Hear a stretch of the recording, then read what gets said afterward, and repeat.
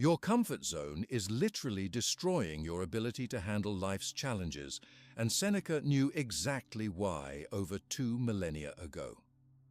While we're drowning in motivational quotes and quick fixes, the ancient Stoics developed a systematic approach to becoming mentally unbreakable that modern psychology is only now catching up to. These 8 forbidden principles were considered so powerful that Roman emperors kept them secret from the masses. Today, you'll discover how to apply each one to build a mind that thrives on adversity instead of crumbling under pressure. Subscribe to the channel, leave your like and comment which part of the world you're watching from, because now I'm going to tell you everything. Imagine this. Your phone buzzes with a notification. Your heart rate instantly spikes as you see it's an email about that project you've been struggling with. Before you even open it, your mind races through a dozen worst-case scenarios. Your hands get clammy. The rest of your day is derailed by anxiety about something that might not even be a problem. Sound familiar? This mental fragility isn't random. It's systematically programmed by our comfort-addicted modern lifestyle. We've created a world where algorithms predict our desires before we know them ourselves, where one-click shopping delivers dopamine hits to our doorstep, and where we can swipe away any conversation that makes us uncomfortable. We're living in the most comfortable period in human history, and yet anxiety, depression, and burnout are at epidemic levels. A recent global study found that 73% of professionals report feeling mentally and emotionally exhausted on a regular basis. When facing even minor setbacks, 68% admit to becoming disproportionately upset or discouraged. Take a moment right now to reflect. How often do small inconveniences, traffic jams, slow internet, or a slightly critical comment derail your emotional state?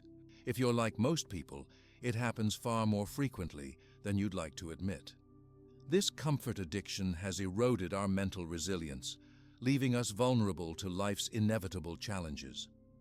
Every inconvenience becomes a crisis. Every criticism feels like an attack. Every uncertainty triggers overwhelming anxiety. We've unwittingly trained ourselves to be mentally fragile. You've probably tried the standard modern solutions. Maybe you downloaded meditation apps that sit unused on your phone. Perhaps you tried positive affirmations that felt hollow when real problems hit. Or you bought self-help books that offered temporary motivation but no lasting change. These approaches often fail because they're band-aids for a deeper problem. We've lost the fundamental skill of facing difficulty head-on. This isn't a new human struggle. Nearly 2,000 years ago, Marcus Aurelius wrote in his private journals, "You have power over your mind, not outside events. Realize this, and you will find strength." Despite ruling the most powerful empire on earth, he battled the same mental challenges you face: anxiety before important meetings, rumination over criticism, and fear of future uncertainties.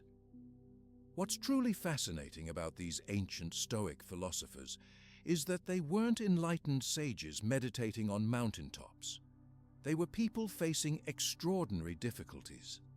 Seneca, one of Stoicism's greatest teachers, was exiled from his homeland, lost his fortune, and eventually faced a death sentence from his former student, Nero. Yet throughout these trials, he developed practical methods to maintain mental equilibrium that he shared through letters to friends struggling with their own challenges. Epictetus, another Stoic master, was born a slave with a permanent disability after his leg was broken by his master. Despite these circumstances, or perhaps because of them, he developed profound insights into human resilience that attracted students from across the empire. And Marcus Aurelius, while serving as emperor, endured chronic pain, the loss of multiple children, betrayal from close allies, and the constant pressure of leading during wartime. His personal writings, never intended for publication, reveal his daily battle to maintain clarity and purpose amid suffering. These weren't philosophers theorizing about resilience from comfortable positions. They were developing practical tools while facing some of life's harshest realities. Their approach wasn't about escaping difficulty, but transforming their relationship with it. Let me ask you, how different would your life be if you could maintain mental clarity during your most challenging moments? What if criticism didn't trigger defensiveness, uncertainty didn't cause anxiety, and setbacks didn't lead to despair? This is where Stoicism offers something profoundly different from modern quick-fix solutions. Rather than trying to eliminate discomfort, the Stoics recognized that our relationship with difficulty determines our mental strength. They developed systematic practices to build this strength, practices that remain remarkably effective today. I discovered these principles during the darkest period of my life. My relationship had collapsed, my career was in shambles, and my confidence was at rock bottom. The motivational videos and positive thinking techniques that had once seemed helpful now felt painfully inadequate against real-world problems. It was during this period that I stumbled upon the writings of these ancient philosophers. What struck me wasn't their philosophical theories, but their practical, no-nonsense approach to maintaining mental strength amid chaos. These weren't abstract ideas. They were battle-tested techniques for facing reality head-on. As I began applying these principles, something remarkable happened. The challenges didn't disappear, but my relationship with them fundamentally changed. I stopped being derailed by minor setbacks. I became more present during difficult conversations. I developed the ability to see opportunities within obstacles. Let me be clear. This isn't about toxic positivity or pretending problems don't exist. The Stoics were radically realistic about life's difficulties. Their approach wasn't about putting on a happy face during hardship, but developing genuine strength to engage with reality as it is, not as we wish it were. For example, imagine you've just received negative feedback on a project you worked hard on. The typical modern response might be to either 1. Feel devastated and question your entire worth, or 2. Dismiss the criticism as wrong and blame external factors. The Stoic approach is fundamentally different. You would acknowledge the sting of disappointment without being controlled by it. You'd evaluate the feedback objectively, extracting valuable insights while discarding unhelpful elements. Most importantly, you'd focus entirely on what you can control, your next steps, rather than ruminating on what you can't change. This mental shift might seem subtle, but its impact is profound. It's the difference between being at the mercy of external events and maintaining inner sovereignty regardless of circumstances. Let me guide you through a quick exercise right now. Think of a recent situation that caused you stress or anxiety. It could be a work challenge, relationship difficulty, or personal setback. Now, for just 60 seconds, observe your thoughts and feelings about this situation without trying to change them. Notice how your mind naturally focuses on aspects beyond your control. What others did, what might happen, or what should have occurred differently. This tendency to fixate on the uncontrollable is the primary source of unnecessary suffering. The first Stoic technique I'll share directly addresses this pattern. Before we dive deeper, I want to make an important distinction.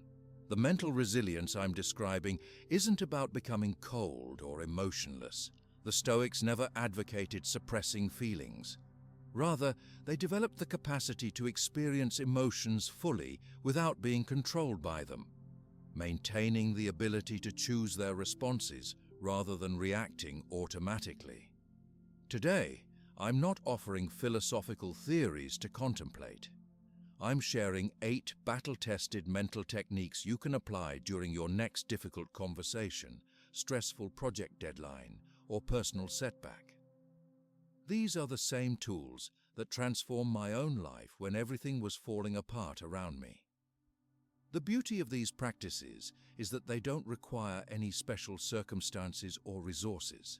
You don't need to retreat to a monastery or even find extra time in your day. These techniques integrate seamlessly into the challenges you're already facing. For instance, consider how differently you might approach your next stressful workday.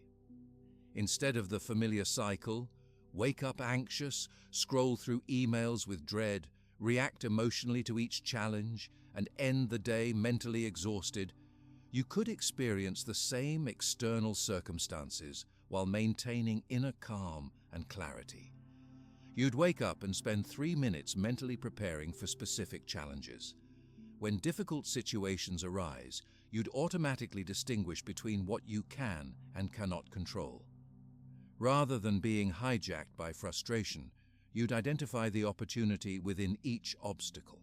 By day's end, you'd feel mentally energized rather than depleted. Not because the day was easier, but because your relationship with its difficulties had transformed. This isn't hypothetical. I've witnessed this transformation in thousands of people from all walks of life.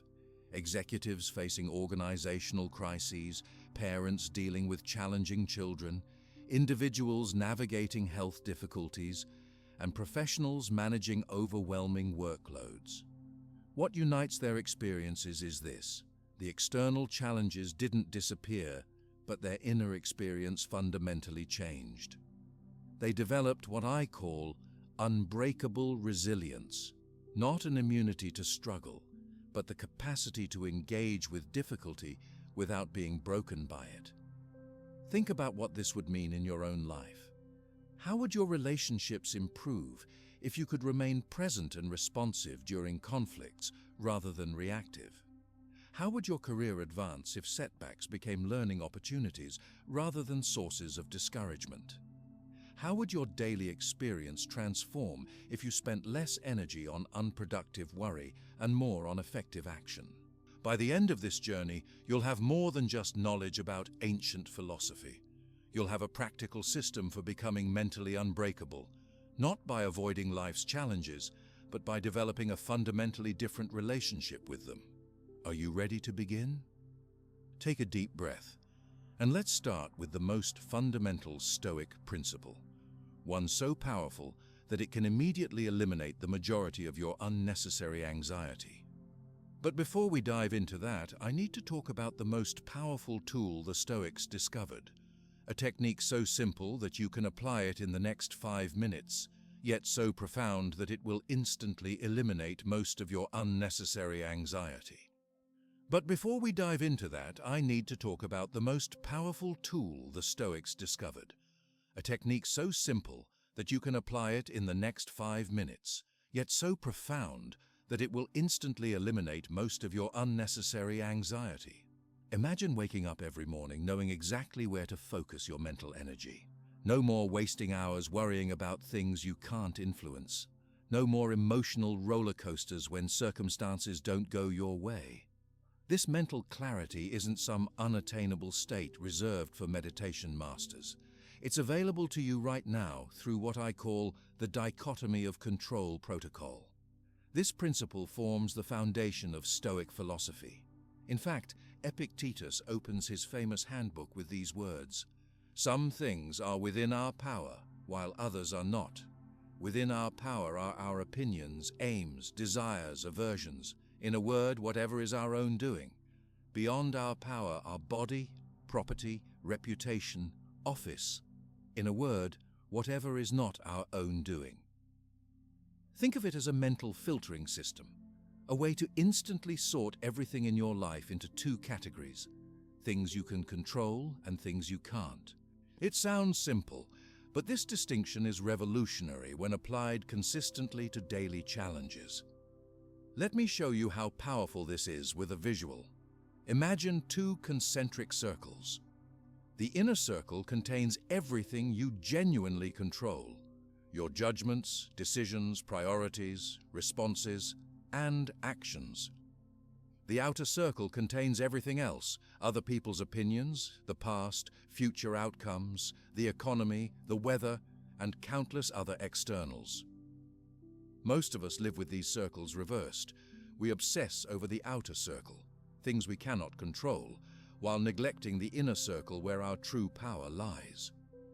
This backwards focus is the primary source of unnecessary anxiety, frustration, and emotional volatility in our lives. Let's make this practical. Think about that project deadline that's stressing you out. What aspects fall into your inner circle of control?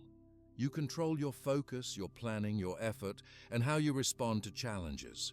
What falls into the outer circle? The final outcome? How others evaluate your work, whether technology cooperates, or if your colleague delivers their part on time. The dichotomy of control protocol means redirecting your attention from the outer to the inner circle, focusing exclusively on what you can influence while accepting what you cannot. This isn't mere philosophical theory. Modern neuroscience confirms the profound impact of this mental shift. Research from the Stanford Neuroscience Institute shows that when we focus on uncontrollable aspects of situations, we activate the amygdala, our brain's threat detection system, triggering stress hormones that impair cognitive function and increase anxiety. Conversely, when we redirect attention to controllable elements, we engage the prefrontal cortex, enhancing problem-solving abilities and emotional regulation. In other words, the dichotomy of control doesn't just feel better, it literally changes your brain chemistry and improves your cognitive performance. I saw this principle transform a client's experience with public speaking. Sarah had an important presentation that was causing her intense anxiety. When we applied the dichotomy of control, she realized she was fixating almost entirely on uncontrollable factors. Would the audience like her? Would they ask difficult questions? Would they judge her appearance or accent? We redirected her focus to her circle of control, her preparation, her knowledge of the subject, her passion for the topic, her practice runs, her breathing techniques, and her commitment to serving the audience with valuable information. The presentation wasn't magically stress-free, but her anxiety decreased dramatically because her energy wasn't divided between the task and her worries about uncontrollable outcomes. More importantly, the presentation itself was significantly better because she was fully present rather than half present and half worrying. Let's try applying this right now to something in your life. Think of a situation that's currently causing you stress or anxiety. Pause the video for 30 seconds and write down what aspects you can control versus what you can't. Be ruthlessly honest with yourself. We often think we control more than we actually do. Welcome back. How did that feel? Most people experience an immediate sense of clarity and relief just from making this distinction. You've likely realized you've been investing significant mental energy in aspects beyond your control, while perhaps neglecting areas where you have genuine influence. This misconception about control extends to nearly every area of modern life. Let's look at some common examples. In relationships, we often try to control our partner's feelings, reactions, or behaviors, all in the outer circle. What's in our inner circle? Our communication, our boundaries, our own emotional responses, and our choice to be present or distracted. With health concerns, we worry about genetic predispositions or potential diagnoses, outer circle factors. Our inner circle includes our nutrition choices, movement habits, sleep hygiene, and stress management practices. On social media, we become anxious about likes, comments, and others' perceptions. Classic outer circle concerns. Our inner circle contains our posting choices, time limits, and most importantly, our interpretation of others' responses. The dichotomy of control doesn't mean becoming passive about things outside your control. Rather, it means recognizing the limits of your influence so you can focus your energy where it actually makes a difference. Marcus Aurelius expressed this perfectly. You have power over your mind, not outside events. Realize this, and you will find strength. One of the most powerful applications of this principle is what I call the 10-second protocol.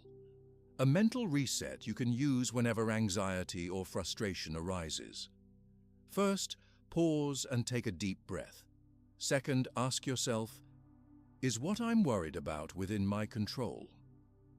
Third, if it's not controllable, consciously release it with the phrase, this is not mine to control. Finally, redirect your attention to aspects you can influence, asking, what's one action within my control right now? This simple practice, taking just 10 seconds, can interrupt anxiety spirals and restore your mental clarity. With consistent application, it becomes an automatic mental habit.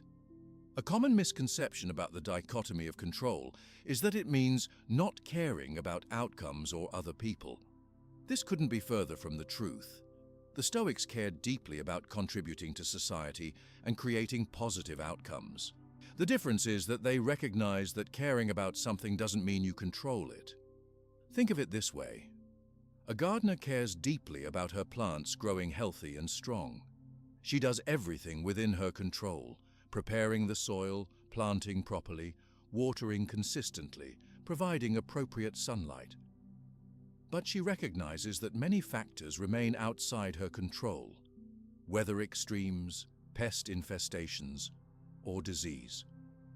Her care is expressed through her actions, inner circle, not through worry about uncontrollable factors, outer circle. To integrate this practice into your daily life, consider creating visual reminders. Some of my clients draw the 2 concentric circles in their journals or set phone backgrounds with the words, "What can I control right now?" These environmental cues help maintain awareness until the distinction becomes second nature. The dichotomy of control becomes particularly powerful during major life transitions or crises. When facing job loss, relationship breakdown, or health challenges, our minds naturally fixate on uncontrollable aspects. Why did this happen? What if things get worse? What are others thinking? By consistently redirecting attention to what you can influence, your response, your next steps, your self-care practices, you maintain agency even in circumstances that feel overwhelming. This doesn't minimize the difficulty of the situation, but provides a constructive channel for your energy. I witnessed this with Michael, who faced unexpected layoffs at his company. While his colleagues became paralyzed with anxiety about factors they couldn't control, company decisions, the job market, the economy, Michael applied the dichotomy of control. He focused entirely on elements within his influence, updating his resume, activating his professional network, improving relevant skills, and maintaining a positive mindset. Not only did this approach reduce his anxiety, but it led to him finding a better position within 6 weeks, while many of his former colleagues remained stuck in anxiety and inaction months later.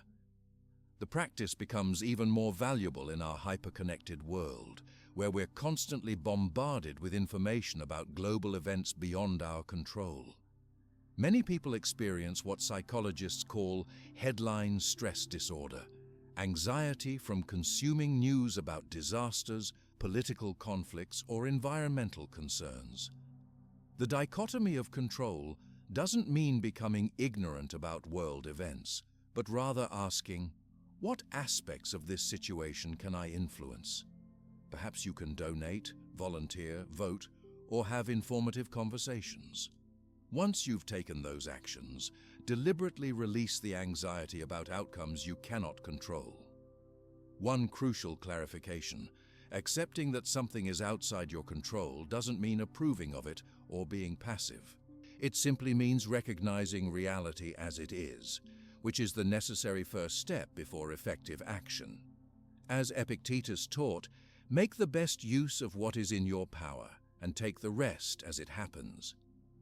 With practice, you'll notice subtle but significant changes in your mental patterns. You'll spend less time in fruitless worry and more in constructive action. You'll recover more quickly from disappointments.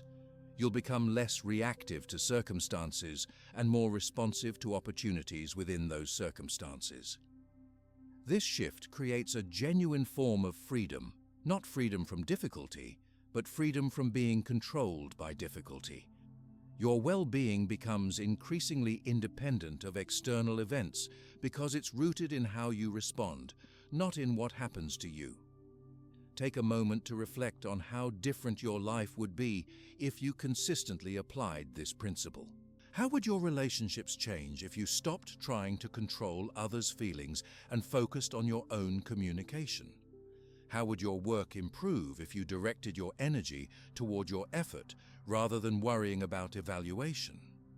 How would your emotional life transform if you stopped resisting unchangeable realities and focused on your response to them? The dichotomy of control isn't just a philosophical concept. It's a practical tool that can immediately reduce your anxiety and increase your effectiveness. Start applying it today with one challenging situation in your life. Draw those two circles. Ruthlessly sort elements into what you can and cannot control. Then commit to focusing exclusively on your inner circle. But knowing what you control isn't enough. You need a daily practice that prepares your mind before challenges arise. The Stoics developed a morning ritual that works like a mental vaccine against reactivity, a 3-minute exercise that can completely transform your day. Now that you know where to focus your energy, you need a daily practice that prepares your mind before challenges arise. The Stoics developed a morning ritual that works like a mental vaccine against reactivity, a 3-minute exercise that can completely transform your day. Have you ever noticed how some people seem perpetually prepared for whatever comes their way, while others are blindsided by predictable challenges? The difference often isn't luck or natural temperament, it's deliberate mental preparation. This is where the Stoic practice of prospective reflection comes in. Seneca described this practice perfectly when he wrote, "The soul should know beforehand all the troubles of the mind and practice meeting them." He wasn't suggesting we become pessimists, constantly expecting the worst. Rather, he recognized that mental rehearsal is the key to skillful response. Think of it like a fire drill. We don't conduct fire drills because we expect buildings to burn down every day. We practice them so that if a fire does occur, we respond effectively rather than panicking. The prospective reflection practice serves the same purpose for your mind. It's a daily drill that prepares you for life's inevitable challenges. Marcus Aurelius implemented this practice every morning before his duties as emperor began. In his private journals, he wrote about preparing himself to encounter the busybody, the ungrateful, the arrogant, the deceitful, the envious, and the unsocial. He wasn't being cynical. He was being realistic about the challenges of leadership and preparing his mind to respond with patience and wisdom rather than reactivity. The beauty of this practice is its simplicity. It takes just 3 to 5 minutes each morning and consists of 3 straightforward steps: identify, visualize, and prepare. Step 1 is to identify potential challenges in your day. Take 30 seconds to consider. What difficult situations might you encounter today? Perhaps you have a challenging conversation with a colleague, a project deadline causing stress, or a situation that typically triggers your reactivity. Be specific and realistic about the actual challenges you're likely to face. Step 2 is to visualize yourself responding skillfully. For each potential challenge, spend a minute mentally rehearsing your ideal response. See yourself maintaining calm breathing, keeping perspective, and choosing thoughtful words rather than reactive ones. The key is to visualize not just what you'll do, but how you'll be internally, the mental state you want to maintain. Step 3 is to prepare specific responses for emotional triggers. Identify phrases, questions, or mental reminders that will help you respond skillfully in the moment. For example, if you know criticism typically makes you defensive, prepare a response like, "Thank you for that feedback. Let me take a moment to consider it." This practice is much more than positive thinking or wishful visualization. It's based on solid neuroscience, what researchers call mental simulation. When you vividly imagine responding skillfully to a challenge, you're actually creating neural pathways that make that response more accessible when the actual situation occurs. Think of it like creating a trail through dense forest. The first time you walk a path, it's difficult to find your way. But with each repetition, the path becomes clearer and easier to follow. Mental rehearsal works the same way. It creates neural pathways that your brain can follow more easily when under stress. I witnessed this transformation with Michael, a manager who struggled with reactivity during team conflicts. Before implementing the prospective reflection practice, he would often respond to disagreements with frustration, interrupting team members or shutting down discussion. This created a team culture where people hesitated to share concerns. Michael began spending 5 minutes each morning identifying potential trigger points in upcoming meetings and visualizing himself responding with curiosity rather than defensiveness. He prepared specific questions like, "That's an interesting perspective. Can you tell me more about your thinking?" And mental reminders such as, "This isn't a personal attack. It's an opportunity to improve." Within weeks, his team noticed the difference. Not because Michael never felt triggered, those initial emotional responses still occurred, but because he had prepared alternative pathways in advance. The gap between feeling triggered and responding grew larger, giving him space to choose his reactions rather than being controlled by them. Let's try a simplified version of this practice right now. Think about one challenging situation you expect to face in the next 24 hours. It could be a difficult conversation, a stressful task, or a circumstance that typically triggers negative emotions. Take 30 seconds to identify this challenge with specificity. Pause the video and do this now. Welcome back. Now, spend 60 seconds visualizing yourself handling this situation with calm presence. See yourself breathing steadily, maintaining perspective, and responding thoughtfully rather than reactively. Imagine specific words you might say or questions you might ask. Create a vivid mental image of your ideal response. Pause again and do this visualization. How did that feel? Even this brief exercise begins creating those alternative neural pathways. When you actually encounter the situation, you'll have this mental rehearsal to draw from, making a skillful response more accessible.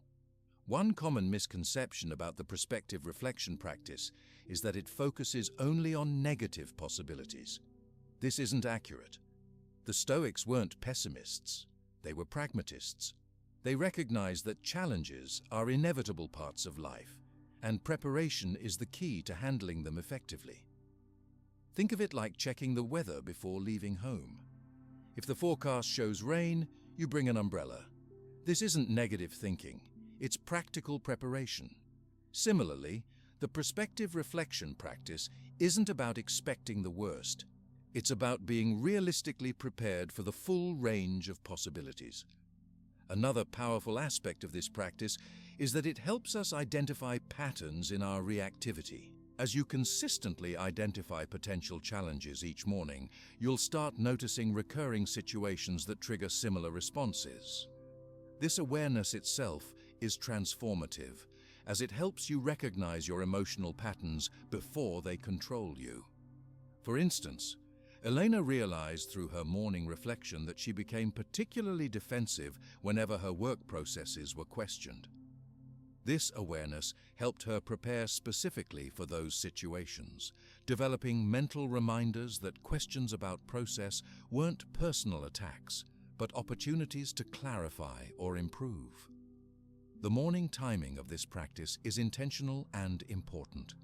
By rehearsing potential challenges before they occur, you're programming your mind in advance rather than trying to override automatic reactions in the moment.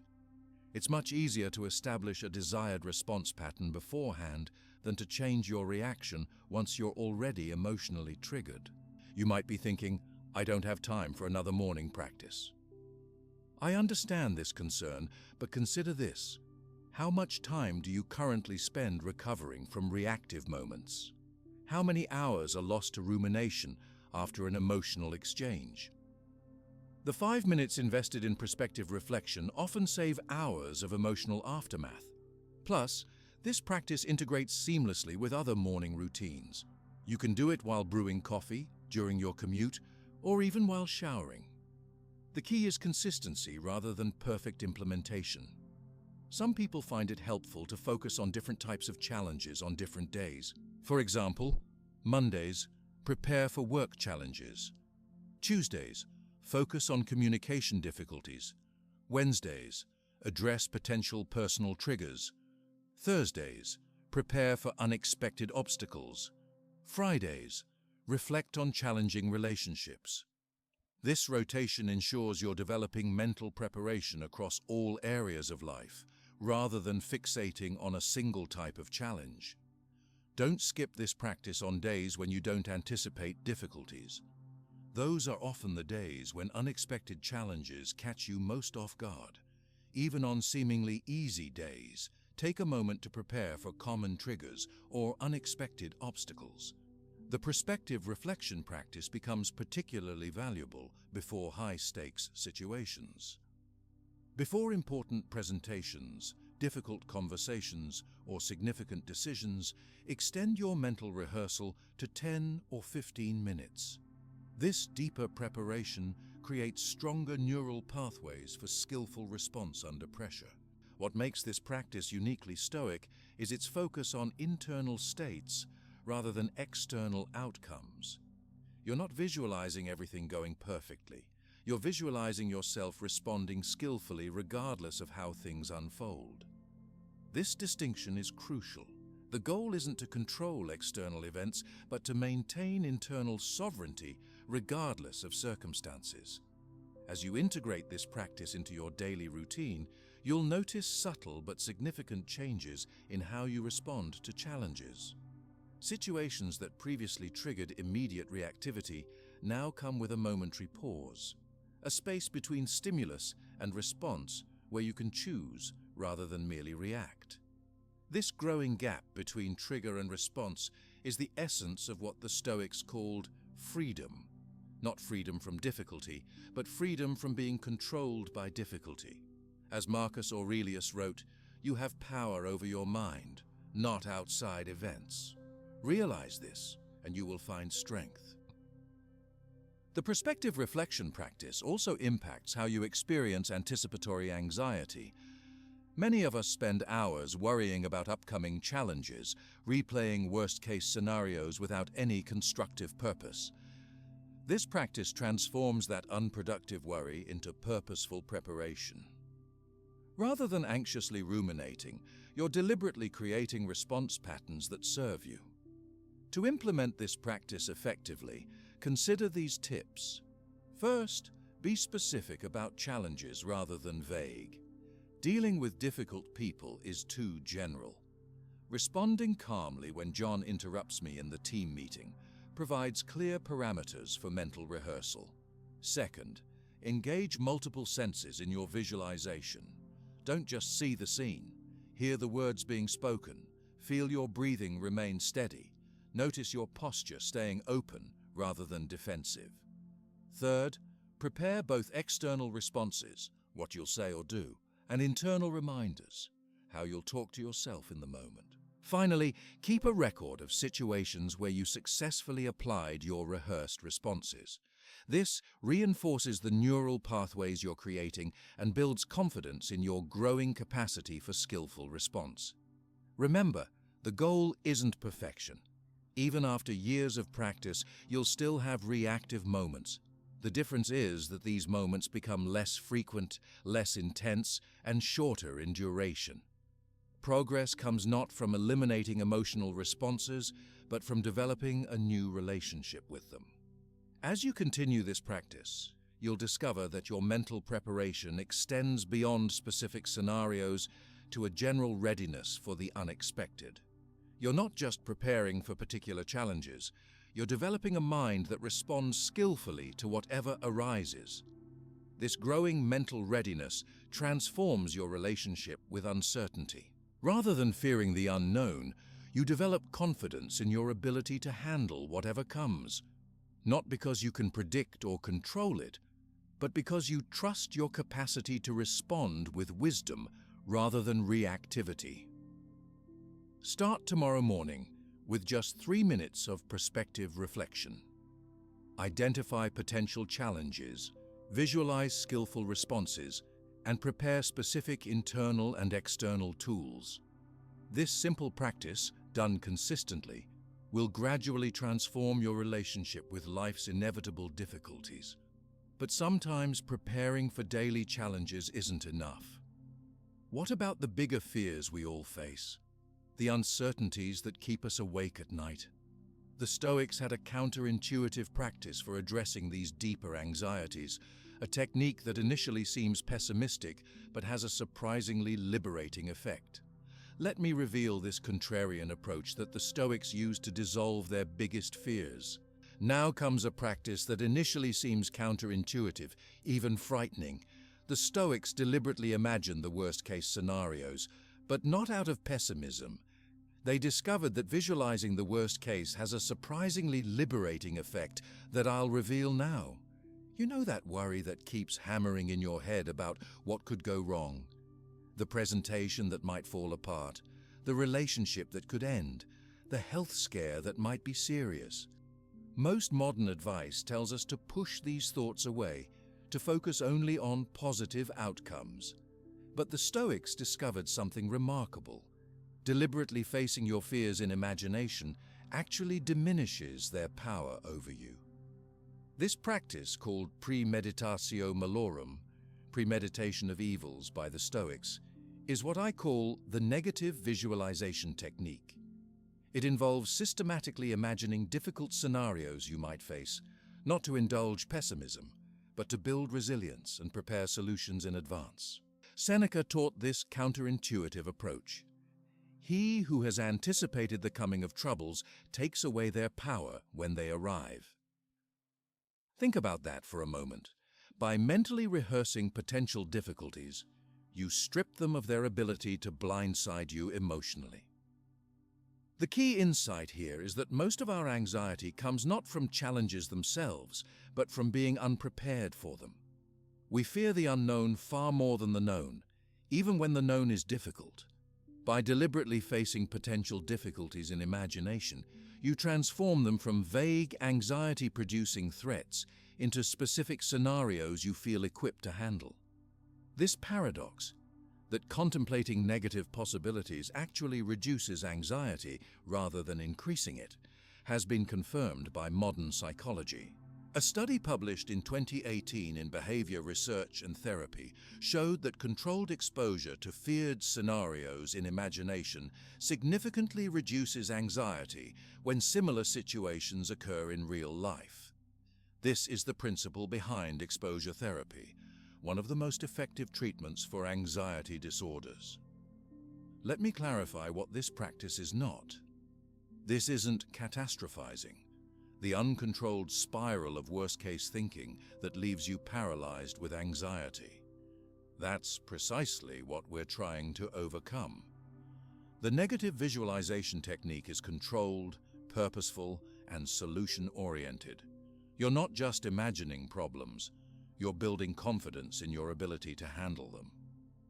There are 3 levels to this practice, each addressing different types of concerns. Level 1 focuses on preparing for everyday challenges, the small but disruptive issues we all face. Imagine your presentation technology failing, getting stuck in traffic before an important meeting, or receiving critical feedback on a project. For each scenario, mentally work through how you would respond with calm presence rather than panic or frustration. Level 2 involves contemplating more significant losses, those major life changes we all fear. This might include losing your job, ending a relationship, or facing financial difficulties. While these scenarios are more challenging to contemplate, they're precisely the ones that benefit most from preparation. Level 3, practiced more occasionally, involves existential reflections on more profound limitations, health challenges, aging, and yes, even mortality. While this might sound morbid, The Stoics found that periodic contemplation of life's fundamental limitations brings remarkable clarity and appreciation for the present. Let's try a guided practice together using Level 1. Think about something that's worrying you right now. Perhaps an upcoming challenge at work or a difficult conversation you need to have. First, ask yourself, what specifically am I afraid might happen? Be concrete rather than vague. Then, imagine that scenario unfolding in detail. What would you see, hear, and feel? Finally, mentally rehearse how you would respond skillfully. What actions would you take? What perspective would help you remain centered? Take 30 seconds right now to try this with a current concern. Pause the video and genuinely engage with this exercise. Welcome back. What did you notice? Many people report an immediate reduction in anxiety just from bringing their vague fears into specific focus and developing a mental response plan. There's something powerfully calming about facing a fear directly rather than trying to avoid thinking about it. I saw this technique transform how a professional approached her high-stakes presentation. Ella was extraordinarily anxious about everything that could go wrong: technology failures, hostile questions, forgetting her material, or simply freezing up. Rather than trying to suppress these fears, which only made them stronger, we used the negative visualization technique. We systematically worked through each feared scenario. What if the projector fails? She rehearsed continuing confidently without slides. What if someone asks an aggressive question? She practiced responding with curiosity rather than defensiveness. What if you forget a key point? She prepared a recovery phrase to transition gracefully. When the day came, 2 of these scenarios actually occurred. The technology briefly malfunctioned, and she did receive a challenging question. But instead of triggering panic, these moments felt almost familiar. She had mentally rehearsed them and had response strategies ready. Her colleagues were amazed at her composure during moments that would have derailed others. This illustrates a key difference between Stoic preparation and toxic positivity. Modern positivity often suggests that merely thinking about negative possibilities is harmful. The Stoics recognized that it's not negative thinking that creates suffering, but unprepared negative thinking. Seneca put it perfectly: "We suffer more in imagination than in reality." But his solution wasn't to stop imagining difficulties. It was to imagine them purposefully and preparedly, thereby reducing their power to cause suffering when they actually occur. The technique becomes even more powerful when applied to bigger fears. For example, many people live with constant background anxiety about job security. The negative visualization technique would have you ask, what specifically would happen if I lost my job? What would the first week look like? The first month? What resources would I have? What actions would I take? Working through these questions doesn't make job loss desirable, but it transforms it from a vague, overwhelming fear to a specific scenario with potential responses. Most people discover they have more resources and options than they initially recognized, which significantly reduces anxiety. I've found this practice particularly valuable for professionals facing uncertainty in rapidly changing industries. By periodically contemplating potential disruptions and developing adaptation strategies, they maintain confidence amid uncertainty rather than being paralyzed by it. For Level 3 practice, contemplating more fundamental limitations, the approach is similar, but the intention shifts slightly. Here, the goal isn't primarily practical preparation, but perspective restoration. By occasionally contemplating life's bigger constraints, we paradoxically become more appreciative of and present for our current experience.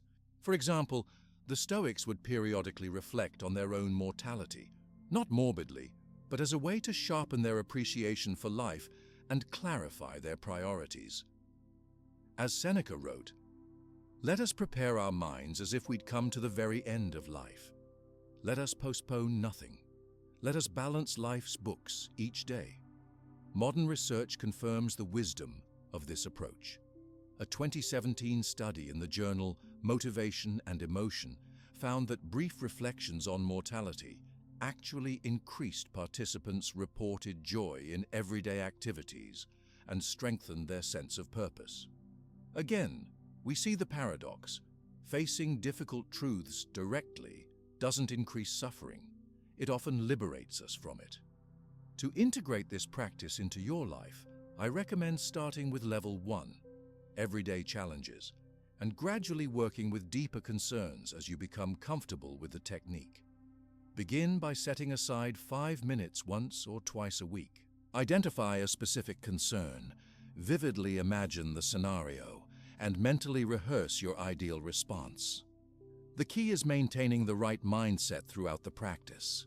You're not indulging fear or pessimism, you're building confidence in your ability to handle difficulties. Each visualization should end with a sense of, even if this happens, I can respond effectively, rather than, this would be terrible.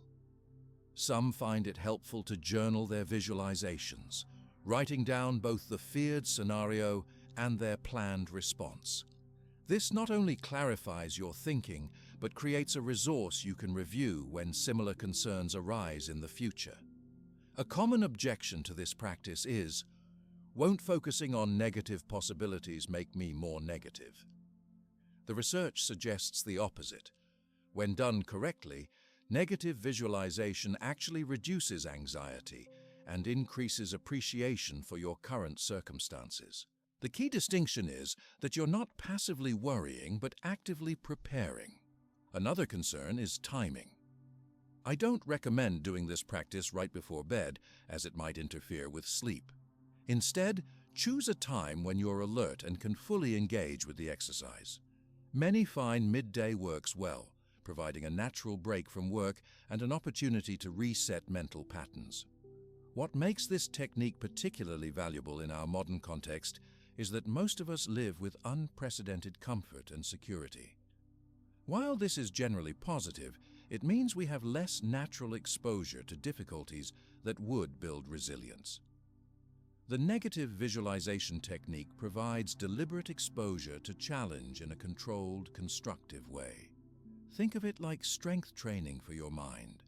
Just as muscles need resistance to grow stronger, your mental resilience needs exposure to challenges to develop. This technique provides that resistance in imagination before you need to use that strength in reality.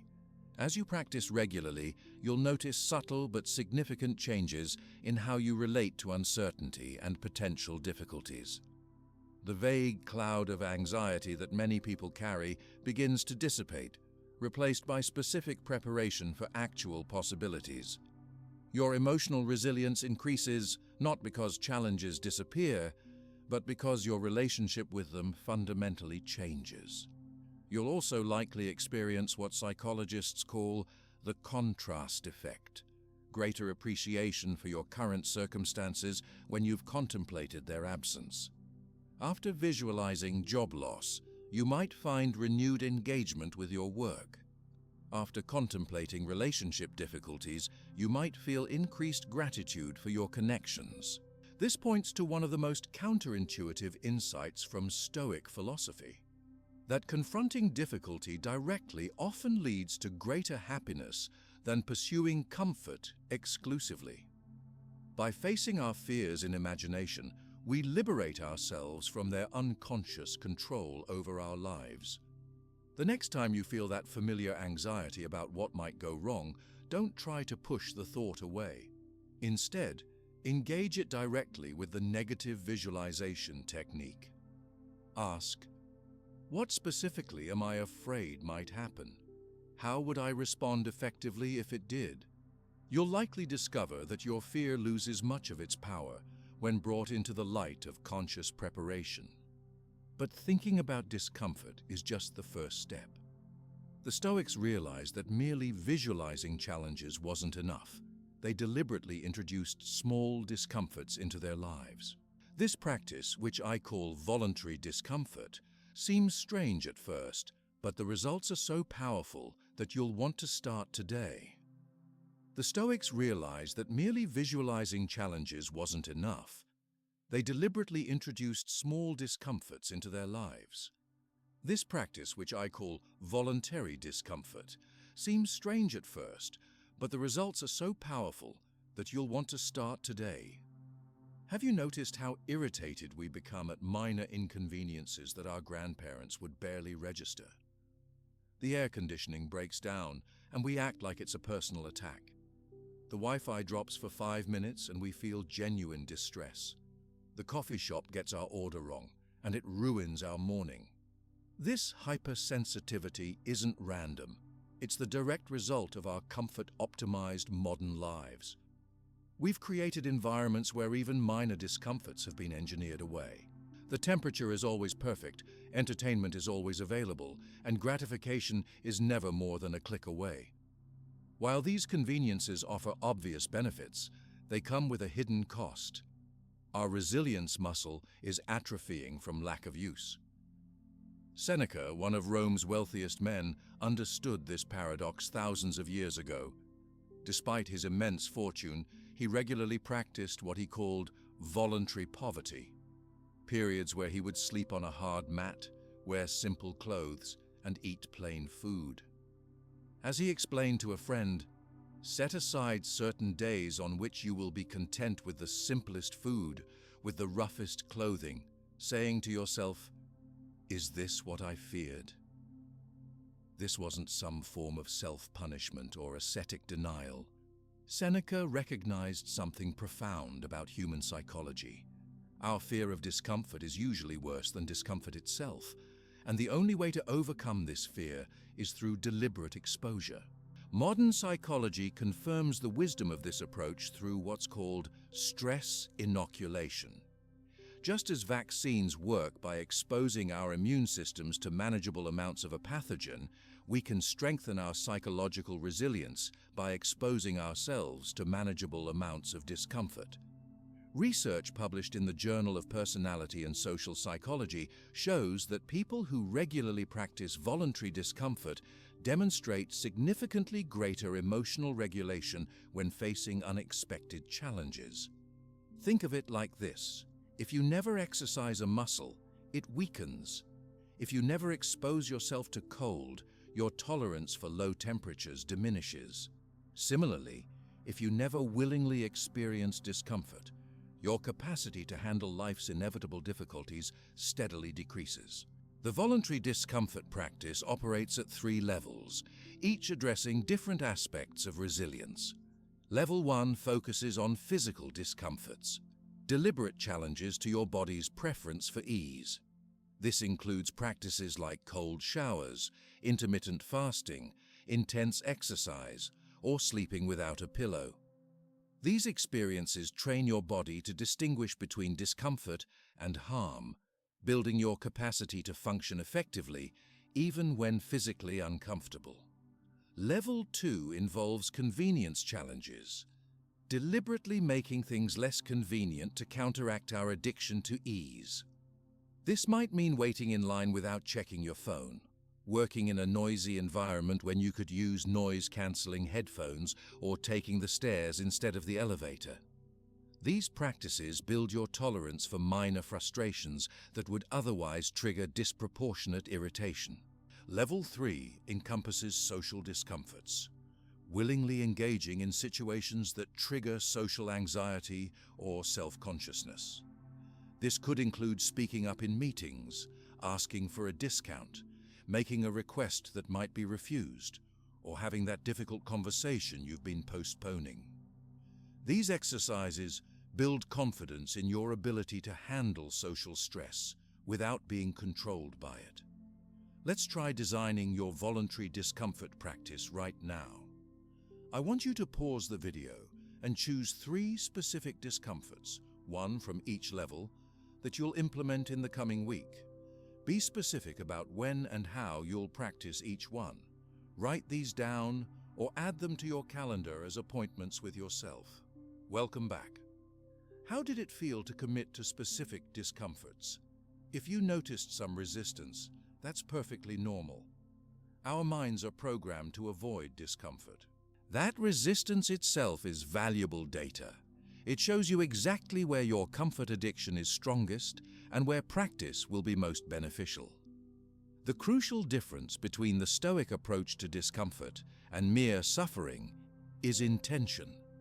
When you deliberately choose discomfort with the purpose of building resilience, you're not just experiencing the sensation, you're observing your reactions to it. This metacognitive awareness transforms passive suffering into active training. For example, during a cold shower, notice the thoughts that arise. This is terrible. I can't handle this. I need to escape this feeling. Rather than being controlled by these thoughts, observe them as habitual mental patterns. With practice, you'll develop the ability to experience discomfort without being dominated by your reaction to it. I witnessed this transformation with David, a perfectionist who would become completely derailed by minor inconveniences. His initial response to the voluntary discomfort practice was skeptical. Why deliberately seek what he was trying to avoid? But after incorporating cold showers, occasional fasting, and deliberately working in noisy environments, he noticed a profound shift. The same workplace disruptions that previously ruined his day now barely registered. As he put it, I realized that discomfort is just a sensation. I can notice it without being controlled by it. This transfer effect is what makes the practice so powerful. The resilience you build through voluntary discomforts directly translates to how you handle life's involuntary challenges. After practicing intentional discomfort, you'll find yourself responding more calmly to cancelled flights, technology failures, difficult colleagues, and unexpected setbacks. The key is consistency rather than intensity. Small discomforts practiced regularly build more resilience than occasional extreme challenges. Start with manageable discomforts and gradually increase the difficulty as your resilience grows. For instance, begin with a 30-second cold shower at the end of your normal shower, then gradually increase the duration. Or start by fasting for 12 hours before working up to a full day. The goal isn't to prove your toughness, but to systematically expand your comfort zone. When implementing this practice, it's helpful to create a specific schedule. Many people find that assigning different discomforts to different days works well. Monday might be physical discomfort day, perhaps a cold shower or fasting until noon. Wednesday could be convenience discomfort, working without internet for an hour or taking public transportation instead of driving. Friday might focus on social discomfort, initiating a conversation with a stranger or speaking up in a meeting you'd normally observe silently. By scheduling these practices, you transform them from vague intentions into concrete commitments. One common objection to this practice is, why deliberately seek discomfort when life already contains enough challenge? The answer lies in the difference between chosen and unchosen difficulty. When you voluntarily engage with discomfort, you maintain agency and develop skills that serve you when involuntary challenges arise. You're building the muscle before you need its strength. Another resistance point is the fear that embracing discomfort means rejecting pleasure or convenience altogether. This misunderstands the Stoic approach. The goal isn't to eliminate comfort, but to end your dependence on it. As Seneca noted, there's nothing wrong with enjoying luxury.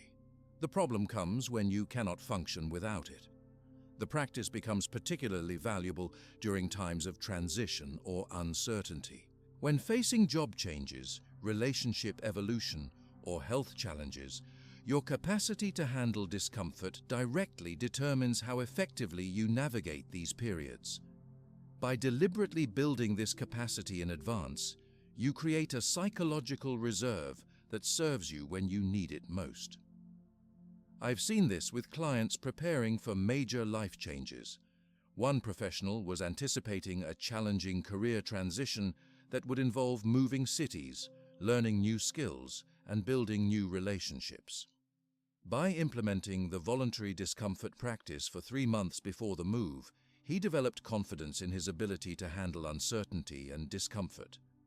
When the actual transition came, what might have been overwhelming felt manageable because he had systematically built his resilience muscle.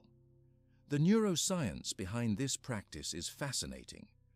When you voluntarily experience discomfort, you're essentially rewiring your brain's threat detection system.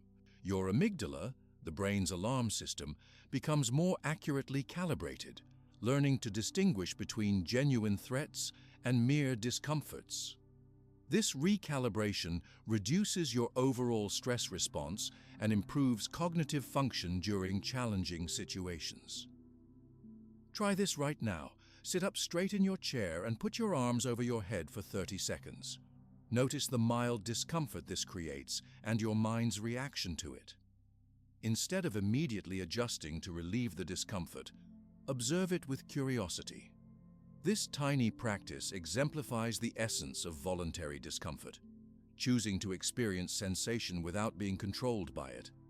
As you integrate this practice into your life, you'll notice subtle but significant changes in your relationship with discomfort. Minor inconveniences that previously triggered frustration now barely register. Your recovery time from setbacks shortens dramatically. Most importantly, you develop confidence in your ability to handle whatever challenges arise. Not because you can control circumstances, but because you've built the inner capacity to respond skillfully, regardless of circumstances. This growing resilience creates a form of freedom that's increasingly rare in our comfort-optimized world. Freedom from being controlled by your preferences. You'll still have preferences, of course. You'll still enjoy comfortable temperatures, convenient services, and pleasant interactions. But your well-being will no longer depend on these preferences being met. Imagine facing your next flight delay, not with frustration, but with calm presence. Picture receiving critical feedback at work and responding with curiosity rather than defensiveness. Envision navigating a technology failure during an important presentation with humor and adaptability rather than panic. These are the practical benefits of regularly practicing voluntary discomfort. Start small. Choose one discomfort to practice tomorrow. Perhaps a cold shower, or working without checking email for 2 hours, or initiating a conversation you've been avoiding. Notice not just the discomfort itself, but your relationship with it. The thoughts that arise, the urges to escape, and your capacity to observe these reactions without being controlled by them. As Marcus Aurelius reminded himself, the impediment to action advances action. What stands in the way becomes the way. This insight leads us directly to our next Stoic principle, a revolutionary mindset shift that transforms how you view every obstacle you face. Now we move to a revolutionary mindset shift that the Stoics mastered, the ability to see obstacles not as unfortunate barriers, but as the very path to growth. This technique of obstacle transmutation completely transformed my life, and it works on any challenge you're facing right now. Now we move to a revolutionary mindset shift that the Stoics mastered, the ability to see obstacles not as unfortunate barriers, but as the very path to growth. This technique of obstacle transmutation completely transformed my life, and it works on any challenge you're facing right now. Imagine finding an opportunity hidden within every problem you encounter. Not through positive thinking or wishful denial, but through a fundamental shift in how you perceive difficulties. This isn't about putting a silver lining around the cloud. It's about recognizing that the cloud itself contains exactly what you need to grow stronger. Marcus Aurelius captured this perfectly when he wrote, "The impediment to action advances action. What stands in the way becomes the way." This isn't philosophical wordplay, it's a practical recognition that obstacles aren't unfortunate accidents that derail your path. They are the path itself. Think about physical training for a moment. What actually builds muscle? It's not the absence of resistance, but the presence of it. The weight you're trying to lift is precisely what strengthens you. Without that resistance, no growth occurs. The Stoics recognize that this principle applies to every area of life. Mental, emotional, and spiritual growth all require obstacles to develop. I remember when I first encountered this concept during a particularly difficult period. My instinctive reaction to problems was frustration. This shouldn't be happening. This is keeping me from my goals. The obstacle as the way mindset completely inverted my thinking. This is happening specifically so I can reach my actual goals, not my surface goals, but my deeper goals of becoming more resilient, creative, and wise. Let's distinguish between two fundamentally different responses to obstacles. The reactive approach says, "This problem is preventing me from moving forward. I need to get rid of it so I can continue my journey." The responsive approach says, "This problem is my journey. The way I engage with this challenge is precisely what determines my growth." This isn't just ancient philosophy. It's confirmed by modern research on resilience and growth. A 2019 study in Frontiers in Human Neuroscience demonstrated that cognitive development occurs most rapidly during periods of moderate difficulty. Too little challenge leads to stagnation, while overwhelming challenge triggers shutdown. But that sweet spot of manageable difficulty, that's where our neural pathways strengthen most significantly. The obstacle, as the way mindset operates at three distinct levels, each addressing different types of challenges. The first level involves practical problems, those everyday obstacles that seem to block our progress. The flight gets cancelled, the client rejects your proposal, or the technology fails during your presentation. Rather than seeing these as unfortunate setbacks, the Stoic approach asks, how might this apparent problem contain the seeds of a better solution? For example, when Thomas Edison's laboratory burned down, destroying years of work, he famously said, "All our mistakes are burned up. Thank God we can start anew." By the next morning, he had started rebuilding, incorporating improvements based on what he'd learned from previous failures.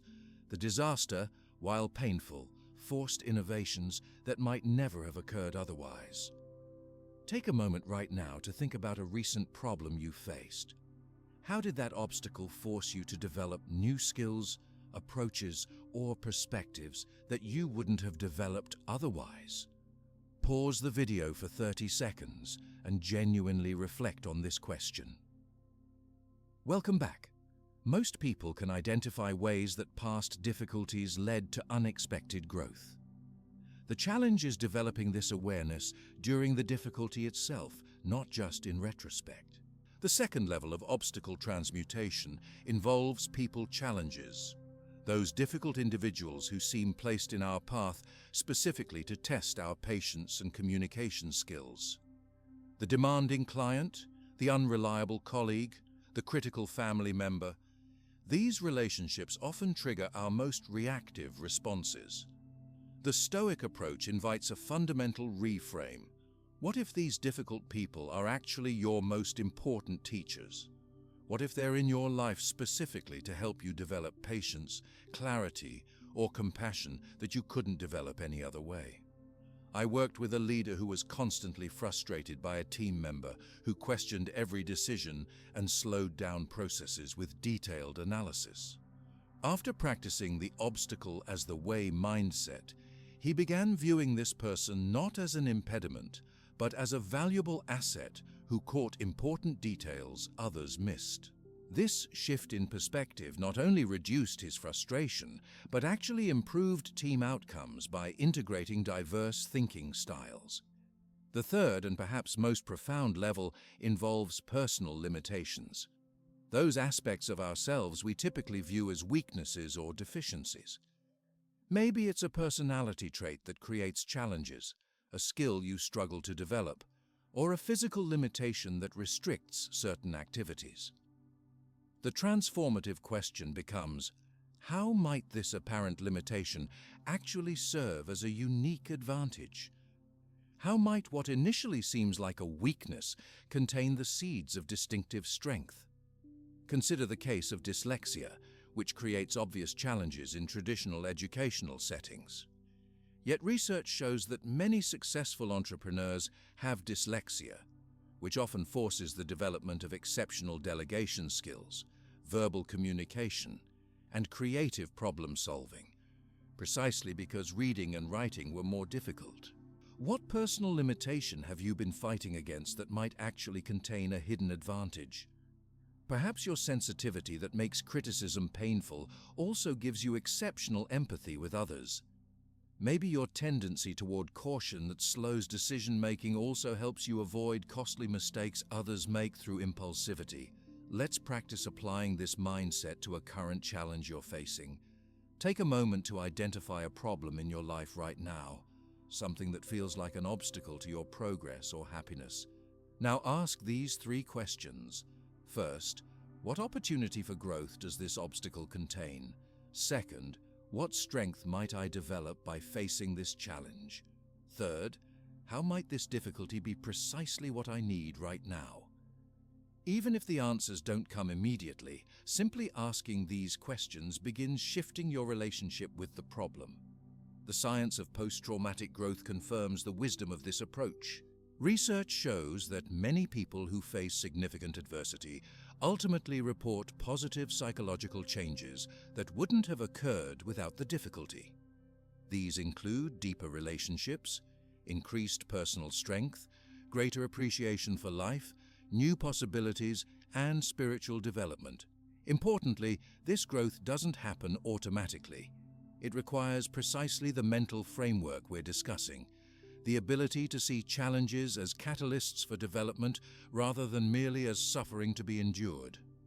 I witnessed this transformation with Elena, who faced a devastating setback when her major client suddenly cancelled their contract, threatening the viability of her business.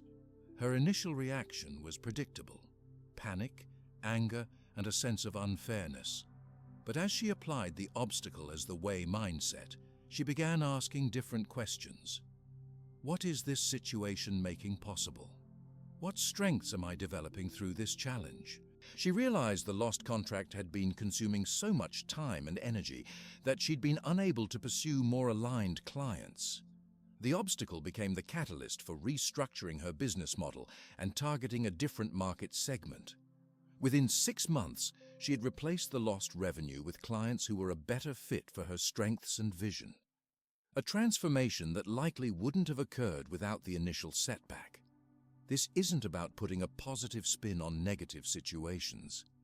It's about training your mind to automatically search for the constructive path forward within the obstacle itself. The distinction is crucial.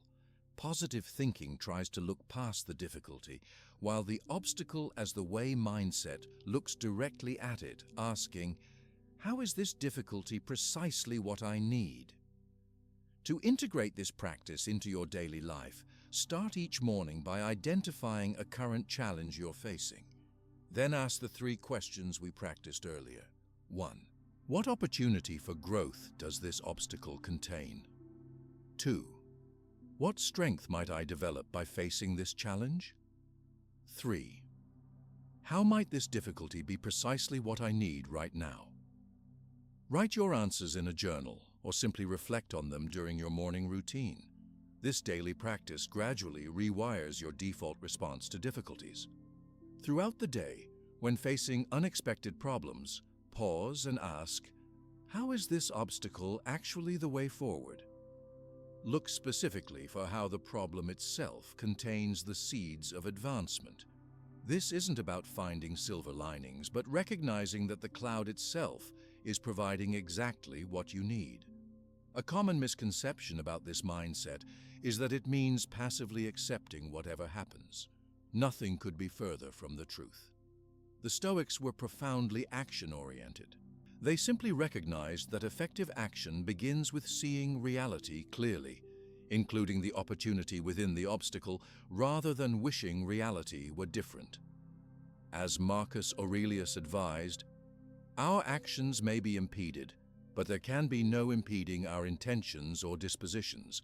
Because we can accommodate and adapt, the mind adapts and converts to its own purposes the obstacle to our acting. By the end of 4 weeks practicing this principle, you should notice yourself becoming less reactive to problems and more curious about how they might serve your development. Situations that previously triggered frustration or anxiety now prompt a different question. How might this be the way forward? This shift creates a profound form of freedom. Not freedom from difficulty, but freedom from being controlled by difficulty. Problems still occur, but they no longer have the power to derail you emotionally or mentally. Instead, they become interesting challenges that stimulate growth and creativity. Imagine facing your next work crisis, family challenge, or personal setback with this mindset. Instead of thinking, "Why is this happening to me?" you automatically ask, "How is this happening for me?" This isn't semantic wordplay. It's a fundamental reorientation of your relationship with difficulty. The ultimate test of this principle comes during major life challenges, health issues, relationship breakdowns, career setbacks, or financial difficulties. These situations naturally trigger resistance and the wish that things were different. The obstacle. As the way mindset doesn't deny the pain of these experiences, but transforms your relationship with them from pure suffering to meaningful challenge. As you continue developing this practice, you'll find yourself increasingly capable of maintaining perspective during difficulties that previously would have overwhelmed you. But sometimes you need an even broader perspective to truly see your challenges clearly.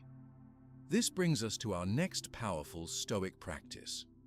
When a problem seems overwhelming, the Stoics used a powerful technique that I call cosmic perspective shifting, a mental exercise that instantly resizes any crisis and clears your mind for solutions.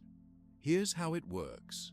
When a problem seems overwhelming, the Stoics used a powerful technique that I call cosmic perspective shifting, a mental exercise that instantly resizes any crisis and clears your mind for solutions. Here's how it works. Have you ever noticed how a problem that seemed enormous last week now appears insignificant? That promotion you didn't get, the argument with your partner, or the mistake at work that felt world-ending, viewed from just a slight distance in time, they shrink dramatically. This natural perspective shift happens automatically with time, but the Stoics discovered we don't have to wait.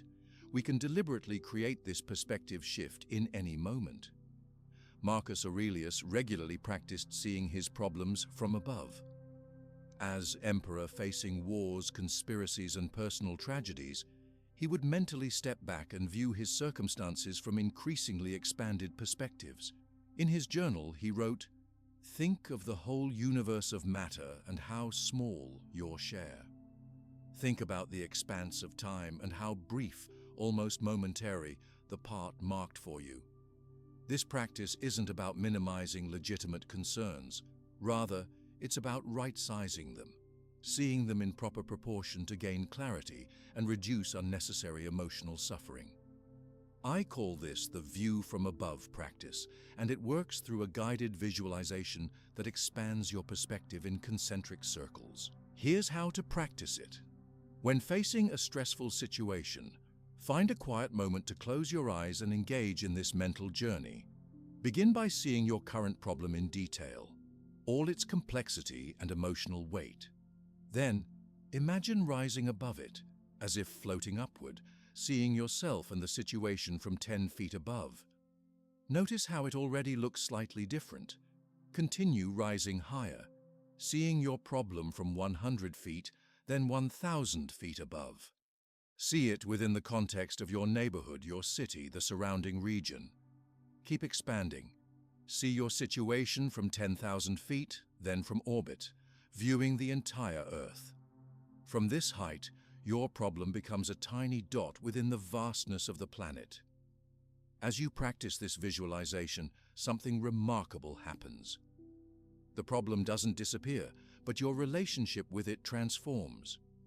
Issues that seemed all-consuming now appear as small parts of a much larger picture. This shift doesn't happen because the problem becomes unimportant, but because you gain access to a more complete perspective. Beyond this spatial expansion, the view from above practice also works through temporal expansion, seeing your current situation within different time frames. When facing a challenge, ask yourself, will this matter 1 week from now, 1 month, 1 year, 5 years? Often, concerns that feel urgent and all-important in the moment shrink dramatically when viewed from even a slightly expanded time frame. This isn't mere philosophical speculation. The science of cognitive reframing confirms that literally changing your perspective changes your brain chemistry. When you zoom out and view your current crisis from a larger perspective, your brain physically reduces cortisol production and activates the prefrontal cortex, the part of your brain responsible for problem-solving and emotional regulation. A fascinating study from the University of Michigan showed that participants who practiced perspective-shifting exercises demonstrated measurably lower stress responses when facing challenges compared to control groups. Their blood pressure, heart rate, and reported anxiety levels were all significantly reduced, not because their problems disappeared, but because their relationship with those problems changed. Let's try a simplified version of this practice right now. Think of a current problem you're facing, something that's been causing you stress or anxiety. Now, imagine viewing this situation 1 year from now, looking back. How significant will it seem then? What aspects that seem crucial now might fade in importance? What elements might actually matter more than you currently realize? Take 30 seconds to genuinely engage with this perspective shift. Pause the video and try it now. Welcome back. What did you notice? Most people report an immediate sense of relief and clarity. Problems don't vanish, but they're resized appropriately, allowing your mind to engage with them more effectively rather than being consumed by them. I witnessed this transformation with one client facing serious financial difficulties. When we first discussed his situation, he described it as completely overwhelming and impossible. His business was at risk of bankruptcy, and he felt paralyzed by the magnitude of the crisis. We began applying the view from above practice daily. First, he would view his financial challenges within the context of his entire life journey, seeing this as one chapter in a longer story. Then, he would expand further, viewing his situation within the broader human experience where countless others had faced similar challenges throughout history. This wasn't about minimizing real problems that needed practical solutions. Rather, it created the mental space necessary to develop those solutions.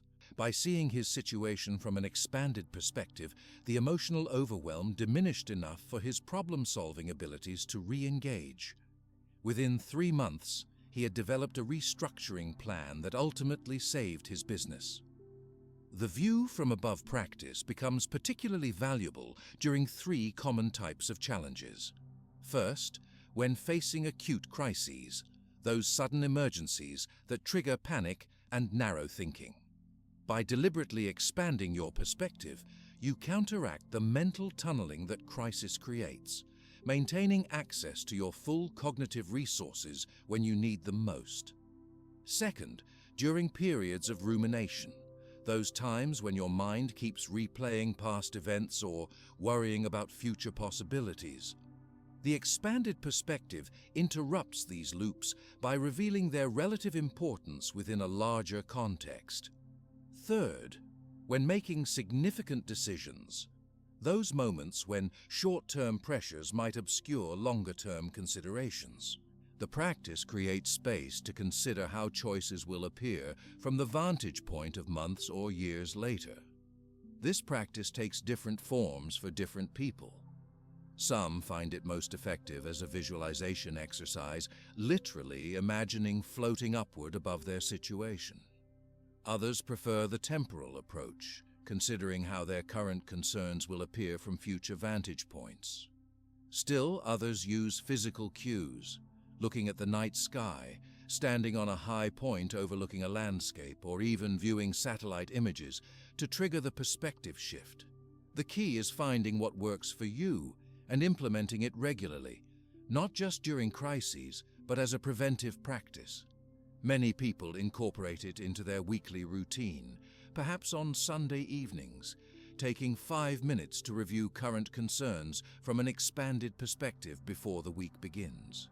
A powerful variation of this practice involves what philosophers call the view from death, considering how your current concerns might appear from the vantage point of your final days. This isn't morbid, it's clarifying.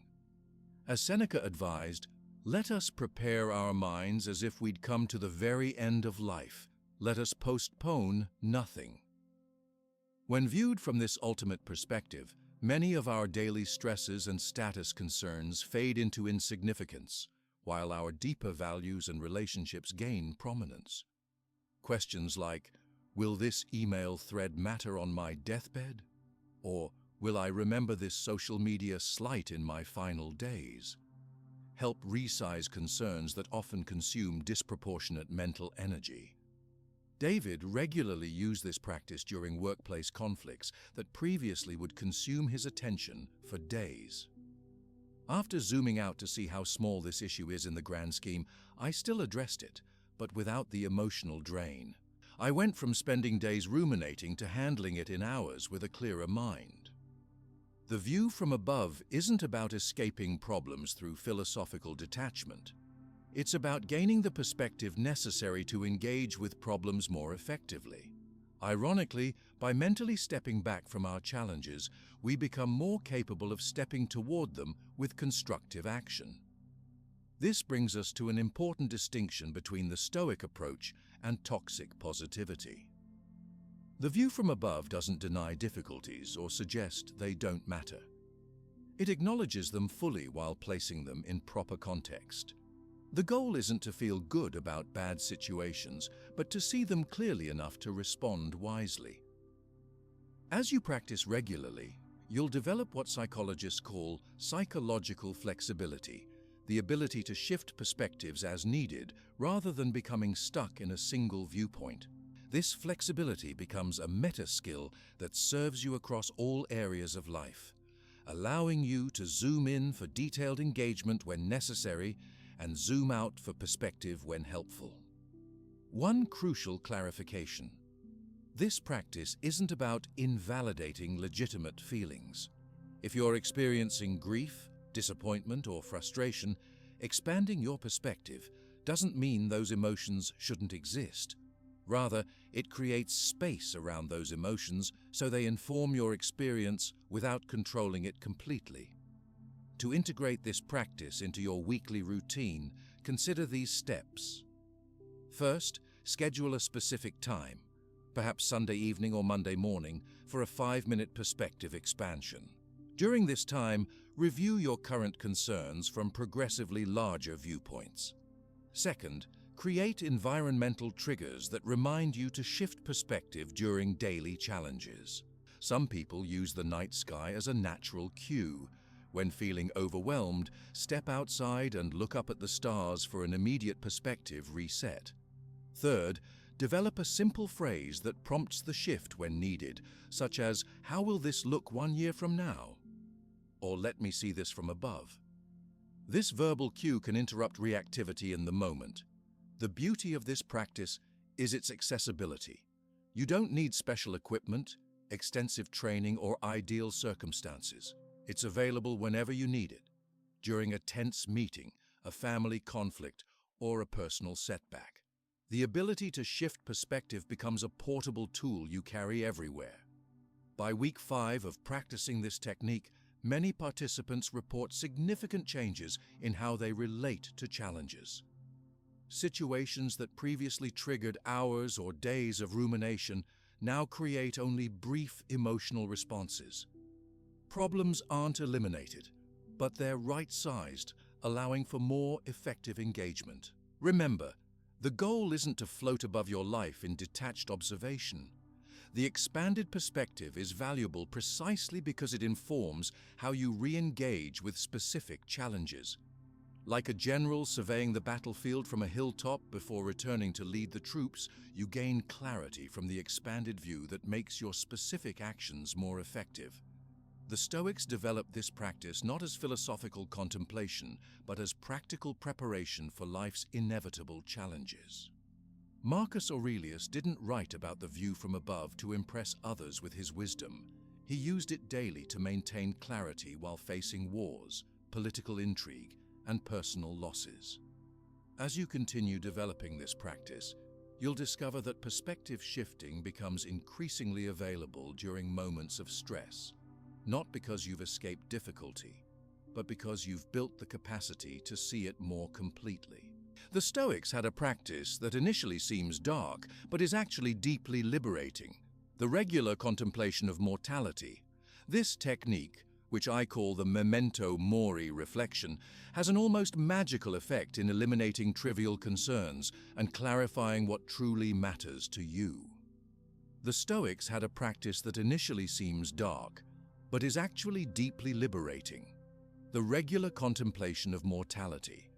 This technique, which I call the memento mori reflection, has an almost magical effect in eliminating trivial concerns and clarifying what truly matters to you.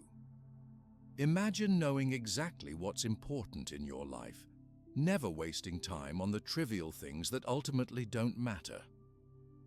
Think about how many hours we spend worrying about social media comments, minor workplace conflicts, or what strangers think of us, only to realize years later how meaningless these concerns were. The ancient Stoics developed a powerful remedy for this misplacement of attention through a practice they called memento mori. Remember, you will die.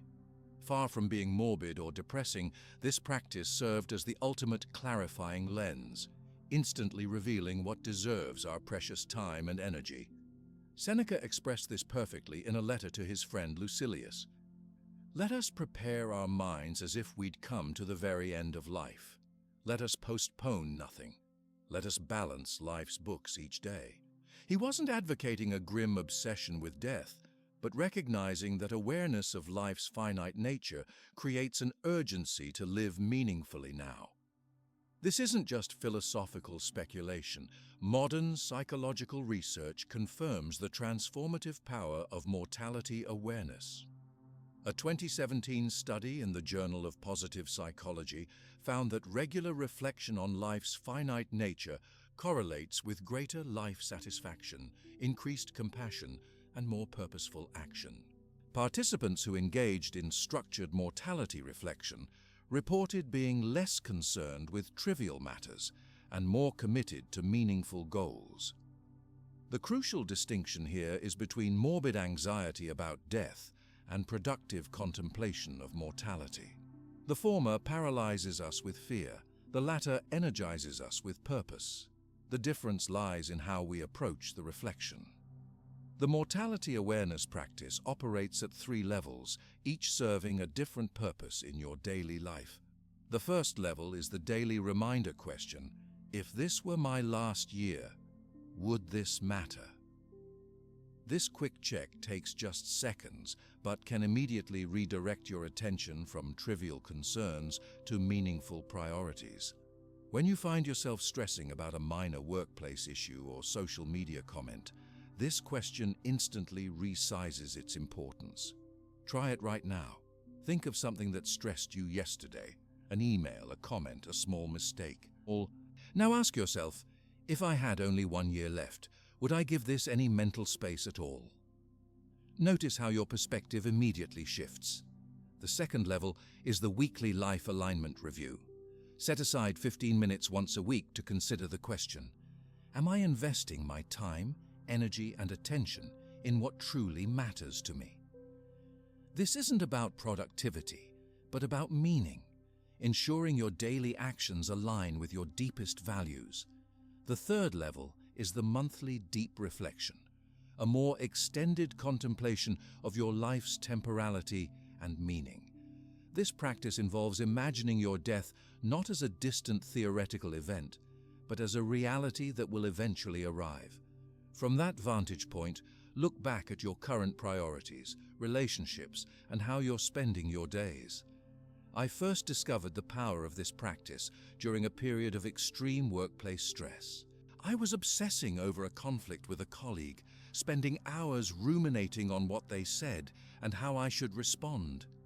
During a memento mori reflection, I asked myself, on my deathbed, will I remember this workplace drama? The answer was immediately clear. Of course not.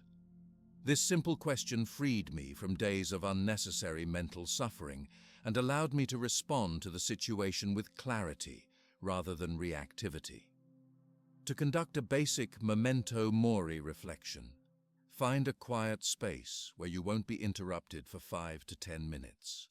Close your eyes and imagine yourself at the end of your life looking back. Ask yourself, what relationships would I wish I had nurtured more deeply? What experiences would I regret not having pursued? What contributions would I wish I had made? What fears and concerns that consume me now would seem utterly unimportant? This isn't a morbid exercise, but a clarifying one. By contemplating the end, you gain remarkable insight into how to live now. One powerful tool many find helpful is what I call the 5 regrets test. Based on research with people in palliative care, this exercise asks you to consider the 5 most common regrets of the dying. I wish I hadn't worked so hard. I wish I had stayed in touch with friends. I wish I had let myself be happier. I wish I'd had the courage to express my true self. I wish I'd lived a life true to my dreams instead of what others expected. Take a moment now to assess your current life against these regrets. Are you heading toward any of them? What changes could you make today to avoid these outcomes? This simple check-in can dramatically redirect your life's trajectory. James, an executive chronically stressed about office politics, began practicing weekly mortality reflection. After just a month, he reported a profound shift. The same workplace issues that once consumed me now seem trivial compared to my deeper values and relationships. I still address them, but they no longer hijack my mental energy or emotional state. What makes this practice uniquely valuable in our modern context is how it counteracts our culture's death denial. We've created societies where mortality is hidden away in hospitals and nursing homes, where aging is treated as a problem to be solved rather than a natural process to be embraced. This collective avoidance creates a strange paradox. By trying to ignore death, we often fail to fully embrace life. The Stoics recognize that regular contemplation of mortality doesn't diminish life, but enhances it. As Marcus Aurelius reminded himself, you could leave life right now. Let that determine what you do and say and think. This wasn't a depressing thought for him, but a clarifying one, a reminder to stop postponing meaningful living. When making important career decisions, the mortality awareness practice proves invaluable. Consider how different your choices might be if you evaluated opportunities not just by salary or status, but by asking, will I be proud of having spent my limited life energy on this when looking back from my final days? This single question can cut through confusion and reveal your authentic priorities. In relationships, the practice transforms how you approach conflicts and communication. Minor irritations that might trigger argument cycles suddenly appear insignificant when viewed through the lens of limited time. The question shifts from, how can I win this argument? To, is this how I want to spend our precious time together? Try this simplified practice the next time you feel upset about something. Place your hand over your heart, feel your pulse, and remind yourself, this heart will beat a finite number of times. Do I want to use these heartbeats on this concern? You'll be amazed how quickly this physical reminder can dissolve unnecessary stress. A common resistance to this practice is the fear that contemplating mortality will make you depressed or anxious. Research shows the opposite is typically true. When approached with the right mindset, mortality reflection reduces anxiety about minor concerns while increasing appreciation for everyday experiences. The key is approaching the practice with curiosity rather than fear. Many people find physical reminders helpful for integrating this awareness into daily life. Some keep a small memento mori symbol on their desk, traditionally an object like an hourglass or symbolic artwork. Others set calendar reminders with questions like, "What matters today?" or "Are you spending this day meaningfully?" The practice becomes particularly powerful during major life transitions, career changes, relationship milestones, or health challenges. When facing big decisions, the clarity provided by mortality awareness can cut through confusion and reveal what truly matters to you beneath social expectations or habitual patterns. One woman used this practice when deciding whether to accept a high-paying promotion that would require extensive travel away from her family. By projecting herself to her life's end and looking back, she gained clarity that family connections mattered more to her than career advancement or financial gain. This didn't mean declining the opportunity was the only right choice, but it helped her negotiate terms that protected what she most valued. The relationship between this practice and the previous Stoic techniques we've discussed is significant. The dichotomy of control helps you focus on what you can influence, but the mortality awareness practice helps you determine what's worth influencing. Together, they create a powerful framework for meaningful action.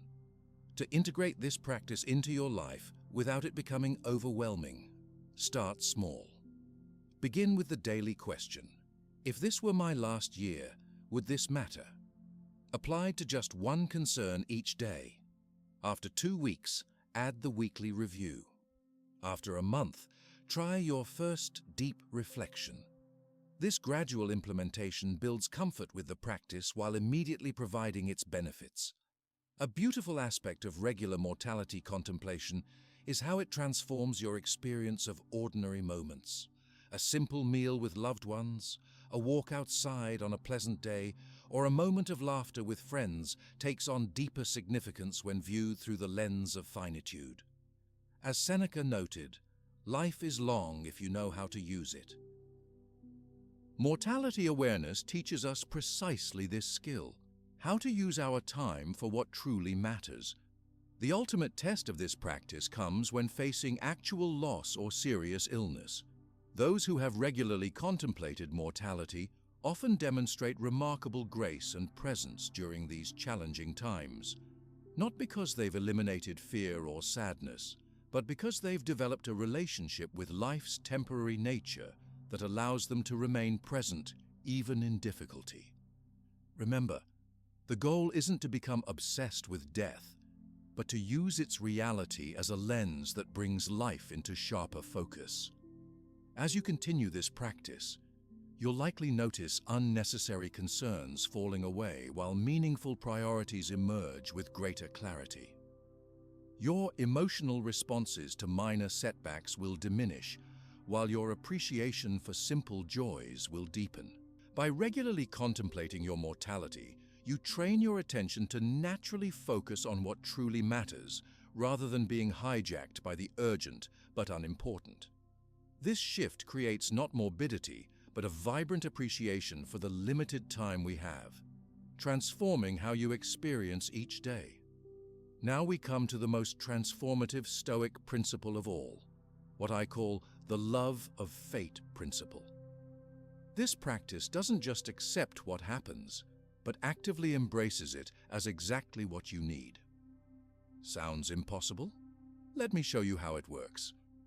Now we come to the most transformative Stoic principle of all, what I call the love of fate principle. This practice doesn't just accept what happens, but actively embraces it as exactly what you need. Sounds impossible. Let me show you how it works. What if you could view every difficulty as a gift in disguise, not through naive optimism or denial, but through a profound shift in your relationship with reality itself? Imagine responding to a flat tire not with frustration, but with the genuine thought, This is exactly what I need right now. This isn't about putting on a happy face during hardship. It's about recognizing a deeper truth about our relationship with circumstances. Epictetus captured this revolutionary mindset when he taught, "Do not seek for things to happen as you wish, but wish for things to happen as they do happen, and you will go on well." This isn't passive resignation to fate. It's active alignment with reality as it unfolds, recognizing that wishing things were different is the primary source of unnecessary suffering. This practice, which philosophers later called amor fati, love of fate, represents the pinnacle of Stoic wisdom. It's the recognition that resistance to what has already occurred creates a double suffering: the original situation plus your fight against reality. When you stop fighting what is, you free up enormous mental and emotional energy to respond effectively. Let me be clear about what this principle is not. This isn't about approving of injustice or harm. It's not about becoming a passive doormat who never takes action to improve circumstances. Instead, it's about accepting the starting point of reality exactly as it is before taking action. You can only effectively change what you first accepted as true. Think of it like swimming in a river. When you fight against the current, you exhaust yourself while making little progress. When you accept the current's reality and work with it, you can navigate effectively. Accepting the current doesn't mean you can't choose your destination. It means you navigate based on what is, not what you wish were true. The love of fate principle operates at 3 levels, each representing a deeper relationship with reality. The first level is radical acceptance of what cannot be changed. This isn't resigned defeat, but clear-eyed recognition of the starting point. When you miss your flight, lose your job, or receive a difficult diagnosis, fighting against the reality only creates additional suffering. Radical acceptance says, "This is what's happening. I may not like it, but I fully acknowledge it as my current reality." Try this right now. Think of something you've been resisting or wishing were different. It could be a work situation, a relationship challenge, or a personal limitation. For 30 seconds, practice saying internally, "This is exactly how it is right now. I completely accept this reality as my starting point." Notice how this feels different from both denial and resignation. The second level goes deeper, extracting learning and growth from every situation. This involves asking, "What can I learn from this? How might this challenge help me develop qualities I couldn't develop any other way?" This transforms your relationship with difficulty from one of avoidance to one of curiosity. When a client suddenly ended their contract with me years ago, my initial reaction was panic and resentment. As I practiced this principle, I began asking different questions. What is this teaching me about my business model? What strengths am I developing through this challenge? This shift transformed a crisis into a catalyst for necessary changes in how I structured my work. The third and deepest level is truly embracing the situation as exactly what you need for your growth. This isn't intellectual understanding, but a genuine emotional embrace of reality as perfect for your development. As Marcus Aurelius wrote, "Everything that happens is either endurable or not. If it's endurable, then endure it. If it's unendurable, then stop complaining. Your destruction will mean its end as well." One of the most powerful practices within this principle is the phrase, "This is happening for me, not to me." This subtle shift transforms your relationship with difficulty from victim to student. Instead of seeing challenges as punishment or bad luck, you recognize them as tailored opportunities for your specific growth. The science of acceptance confirms the wisdom of this approach. A remarkable study from the University of California found that people who practice radical acceptance of difficult situations show significantly lower levels of inflammatory stress markers. Their bodies literally experience less physiological stress when their minds stop fighting reality.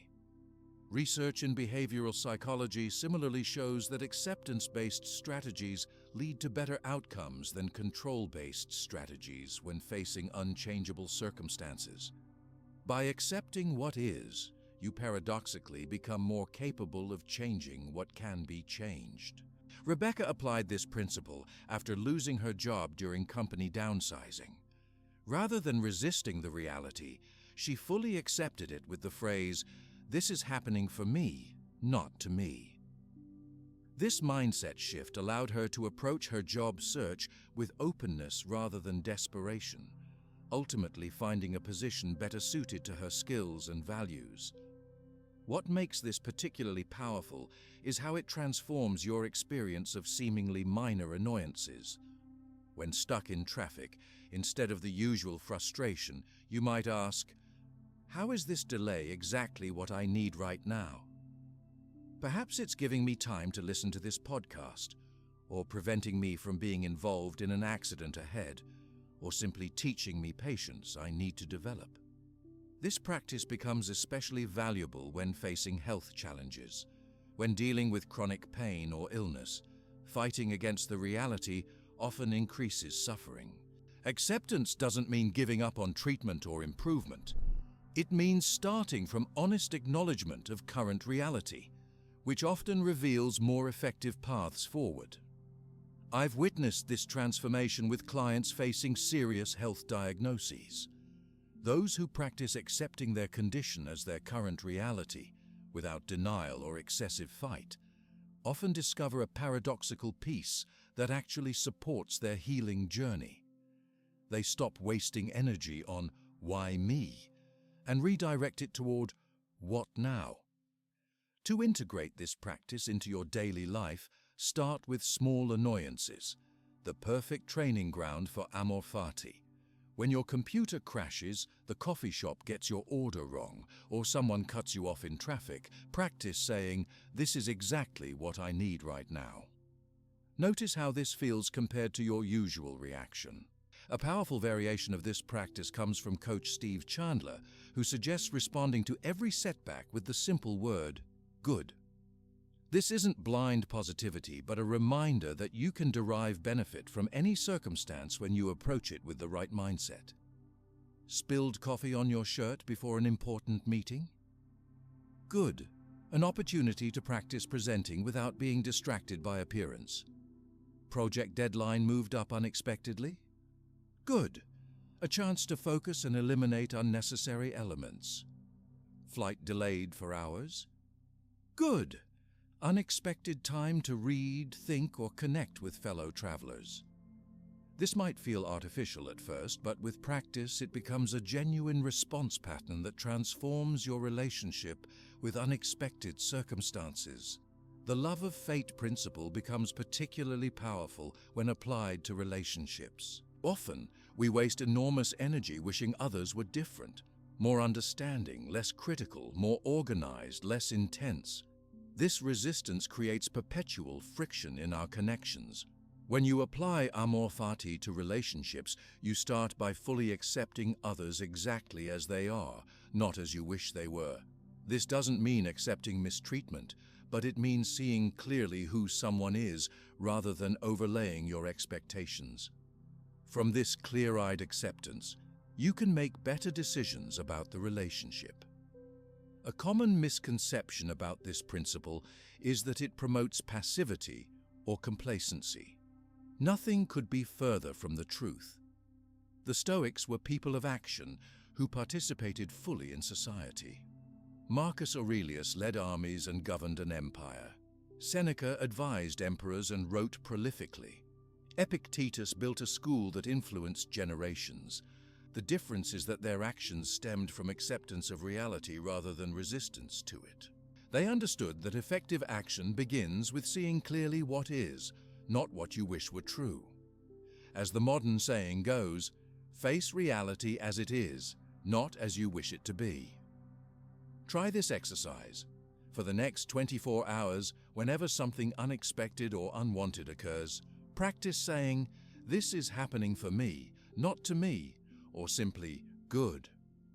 Notice how this shifts your emotional experience and the actions that follow. You're not denying difficulties, but transforming your relationship with them.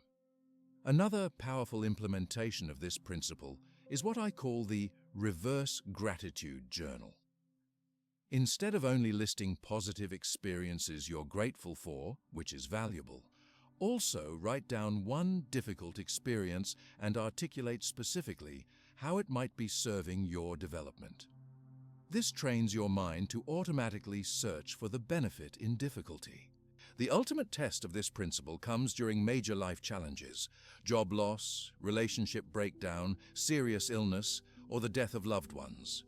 During these profound difficulties, Amor Fati doesn't ask you to pretend everything is wonderful. It invites you to accept the reality completely as your starting point, and from that acceptance, to respond with wisdom rather than reactivity. As you develop this practice, you'll notice subtle but significant changes in your emotional patterns. Events that previously triggered hours of frustration now move through you more quickly. Your recovery time from setbacks diminishes dramatically. You become more present for your actual life rather than constantly wishing for a different one. The love of fate principle creates a profound form of freedom. Not freedom from difficulty, but freedom from the additional suffering that comes from fighting reality. When you truly embrace what is, you discover a peace that doesn't depend on circumstances going your way. Nietzsche, deeply influenced by Stoic philosophy, summarized this principle beautifully. My formula for greatness in a human being is amor fati, that one wants nothing to be different, not forward, not backward, not in all eternity, not merely bear what is necessary, but love it. This doesn't happen overnight. Like all the Stoic practices we've explored, it develops through consistent application in daily life. Start with small annoyances, work up to moderate challenges, and gradually apply it to bigger difficulties. With practice, what once seemed impossible, truly embracing whatever happens, becomes your natural response. Now that you understand these 8 powerful Stoic principles, let's create a practical system for integrating them into your daily life. This 6-week transformation program has helped thousands of people develop unbreakable resilience, and you can start it today. Imagine waking up 6 weeks from now as a fundamentally stronger and more resilient person. Not because your challenges have disappeared, but because you've developed a completely different relationship with them. This transformation isn't about reaching some perfect state where difficulties never affect you. It's about creating a systematic practice that gradually rewires how your mind responds to everything life throws at you. Let's create that system right now. I'm going to walk you through a 6-week program that integrates all 8 Stoic principles we've explored into a cohesive daily practice. This isn't about adding more to your already busy life. It's about transforming how you experience the life you already have. The most important principle to understand is consistency. Small daily practices are infinitely more powerful than occasional grand efforts. As Epictetus taught his students, practice yourself for heaven's sake in little things, and thence proceed to greater. Your resilience is built through regular repetition, not occasional inspiration. Let's begin with week 1, establishing the foundation with the dichotomy of control. This first week is about rewiring your most fundamental mental habit, distinguishing between what you can and cannot control. Each morning, take 10 minutes to identify 3 potential challenges you'll face that day. For each challenge, clearly separate what aspects you can control from what you can't. Write these down in a journal or notes app. The physical act of writing reinforces the mental distinction.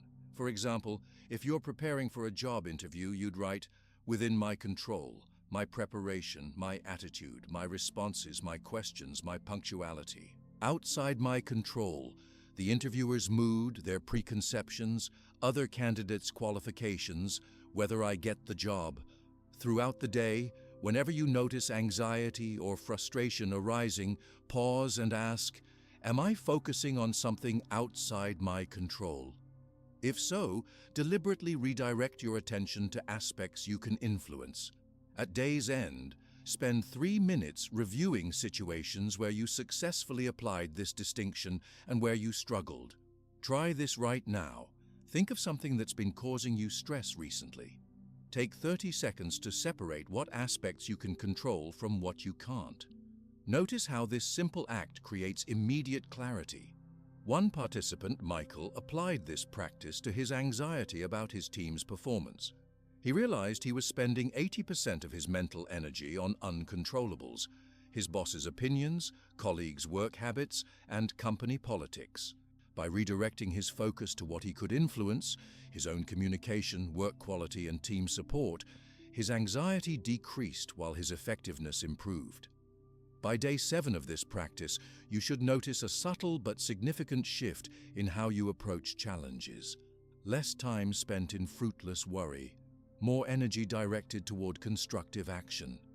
In week 2, while maintaining your dichotomy of control awareness, we'll add the prospective reflection practice to your morning routine. This prepares your mind for specific challenges before they occur. After identifying your daily challenges and separating controllable from uncontrollable elements, spend 5 minutes mentally rehearsing your ideal response to each situation. Visualize yourself responding with calm presence rather than reactivity. Be specific. Imagine your posture, breathing, the words you'll use, and how you'll redirect your attention if triggered. For example, if you know you'll be receiving feedback on a project, visualize yourself listening openly, asking clarifying questions, and responding thoughtfully rather than defensively. This mental rehearsal creates neural pathways that become accessible when you face the actual situation. Sarah applied this when preparing for difficult family conversations. By mentally rehearsing calm, compassionate responses to potential triggers, she responded more skillfully when actually facing those situations. "It's like I've already practiced the better response," she noted, "so it's more accessible in the moment." Don't skip this practice on seemingly easy days. Those are precisely when unexpected difficulties can derail you most easily. By consistently preparing your mind each morning, you're building a psychological immune system that responds effectively to whatever arises. In week 3, while maintaining your morning practice, we'll introduce the voluntary discomfort practice. This week, you'll deliberately experience 3 small discomforts to build your resilience muscle. Choose 3 manageable challenges for this week. These might include cold showers, fasting for 24 hours, sleeping without a pillow, working in a noisy environment, or exercising to the point of significant fatigue. Schedule these as appointments with yourself, specific days and times when you'll practice each discomfort. The key distinction is to use these experiences as training for your response to discomfort, not as punishment. During each discomfort, practice observing your reactions without being controlled by them. Notice the thoughts that arise. "This is too hard. I need to escape this feeling," or "I can't handle this." Rather than believing these thoughts, see them as habitual mental patterns you can observe without following. Marcus, a software developer with low stress tolerance, began taking cold showers each morning. At first, his mind screamed for escape, but by simply observing this reaction while staying in the discomfort, he developed greater capacity to separate his reactions from his actions. This translated directly to improved composure during high-pressure work situations. Pause the video right now and choose 3 voluntary discomforts to schedule for the coming week. Actually write them in your calendar as appointments with yourself. This commitment dramatically increases the likelihood you'll follow through. For week 4, we'll focus on implementing the obstacle as the way mindset. This week is about rewiring how you perceive difficulties, seeing them not as unfortunate barriers, but as the actual path to growth. Begin each morning by identifying a current challenge you're facing. Then ask 3 questions. First, what opportunity for growth does this obstacle contain? Second, What strength might I develop by facing this challenge? Third, how might this difficulty be precisely what I need right now? Throughout the day, when facing unexpected problems, pause and ask, how is this obstacle actually the way forward? Look specifically for how the problem itself contains the seeds of advancement. Eleanor applied this when a major client suddenly cancelled their contract. Rather than seeing it as a disaster, she asked what opportunity this created. The freed-up time allowed her to pursue a more aligned client she previously couldn't accommodate, ultimately leading to more fulfilling and profitable work. This isn't about positive spin on negative situations. It's about training your mind to automatically search for the constructive path forward within the obstacle itself.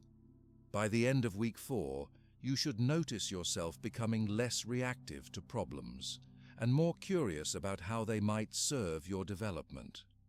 In week 5, we'll incorporate the view from above practice. Once daily, preferably when feeling stressed about a situation, take 5 minutes to systematically expand your perspective. First, view the situation from 1 week in the future. Will this matter then? Next, view it from 1 year ahead. How significant will it seem? Then view it from the perspective of your entire life. How important is this in that context? Finally, view it from the perspective of human history or cosmic time. This exercise isn't about dismissing legitimate concerns, but about right-sizing them to reduce unnecessary emotional suffering. David, who would become obsessed with workplace conflicts, began practicing this daily. After zooming out to see how small this issue is in the grand scheme, I still addressed it, but without the emotional drain. I went from spending days ruminating to handling it in hours with a clearer mind. By week 5, you should be experiencing noticeable changes in your resilience. Situations that previously derailed you emotionally might still be challenging, but your relationship with them has fundamentally shifted. In week 6, our focus shifts to integrating all these practices into a cohesive system. Your daily routine should now include a morning practice combining dichotomy of control and perspective reflection, 10 minutes. A midday obstacle, transmutation reflection, 5 minutes. An evening view from above, practice, 5 minutes. Weekly scheduled voluntary discomfort. Ongoing awareness of the amor fati principle during challenges. The key is consistency. These practices aren't meant as occasional philosophical exercises, but as daily mental training that gradually rewires your default responses to life's challenges. By week 6, many participants report significant changes in how they relate to difficulties. Rebecca noted, "I'm not immune to stress or problems, but my recovery time has dramatically decreased. What used to derail me for days now affects me for hours, or sometimes just minutes." James observed, "The biggest change isn't that I never get upset. It's that I no longer get upset about being upset. I can experience the emotion without it controlling my actions." These changes aren't merely subjective.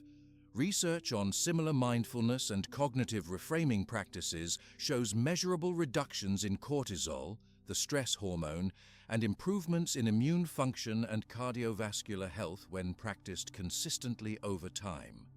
What about common obstacles to implementation?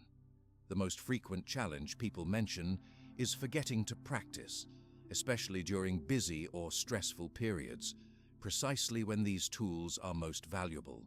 I recommend creating environmental triggers that remind you to practice. Set specific alarms on your phone labeled with practice names. Place visual reminders in your workspace or home. Use existing daily activities, making coffee, commuting, as triggers for specific practices.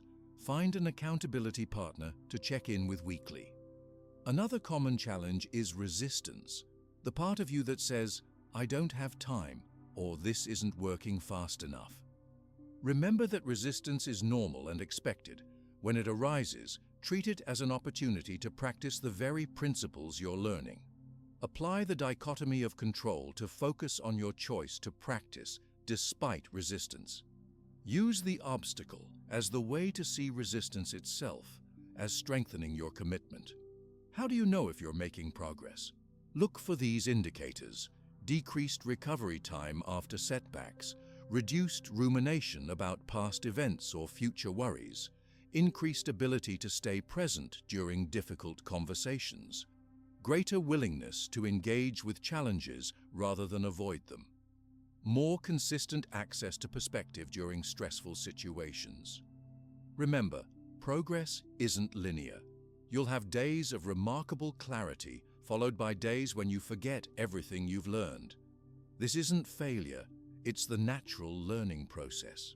As Epictetus taught, make the best use of what is in your power and take the rest as it happens. To maintain momentum beyond 6 weeks, consider creating a resilience journal where you record insights, track progress, and note situations where you applied these principles effectively. Reviewing this journal periodically reinforces your growth and reminds you of tools that worked in specific situations. Many people find it valuable to teach these principles to others, explaining them to friends, family, or colleagues. Teaching not only helps others, but deepens your own understanding and commitment to the practices. The power of this approach isn't in dramatic overnight transformation, but in the cumulative effect of small daily practices that gradually reshape your mental habits. As Seneca wrote, "Constant dripping hollows out a stone." Your daily practices are the drops that, over time, reshape the landscape of your mind. Start tomorrow morning with the dichotomy of control practice. Identify 3 potential challenges, distinguish what you can and cannot control, and notice how this simple act creates immediate clarity. Then gradually add each practice over the coming weeks. The Stoic journey isn't about reaching a perfect state where challenges never affect you. It's about developing a fundamentally different relationship with difficulty, where problems become opportunities for growth rather than threats to your well-being. Your path to becoming unbreakable begins with the very next difficulty you face. Rather than avoiding it, engage with it using these principles. In that engagement, not in escape, you'll discover a resilience you didn't know you possessed.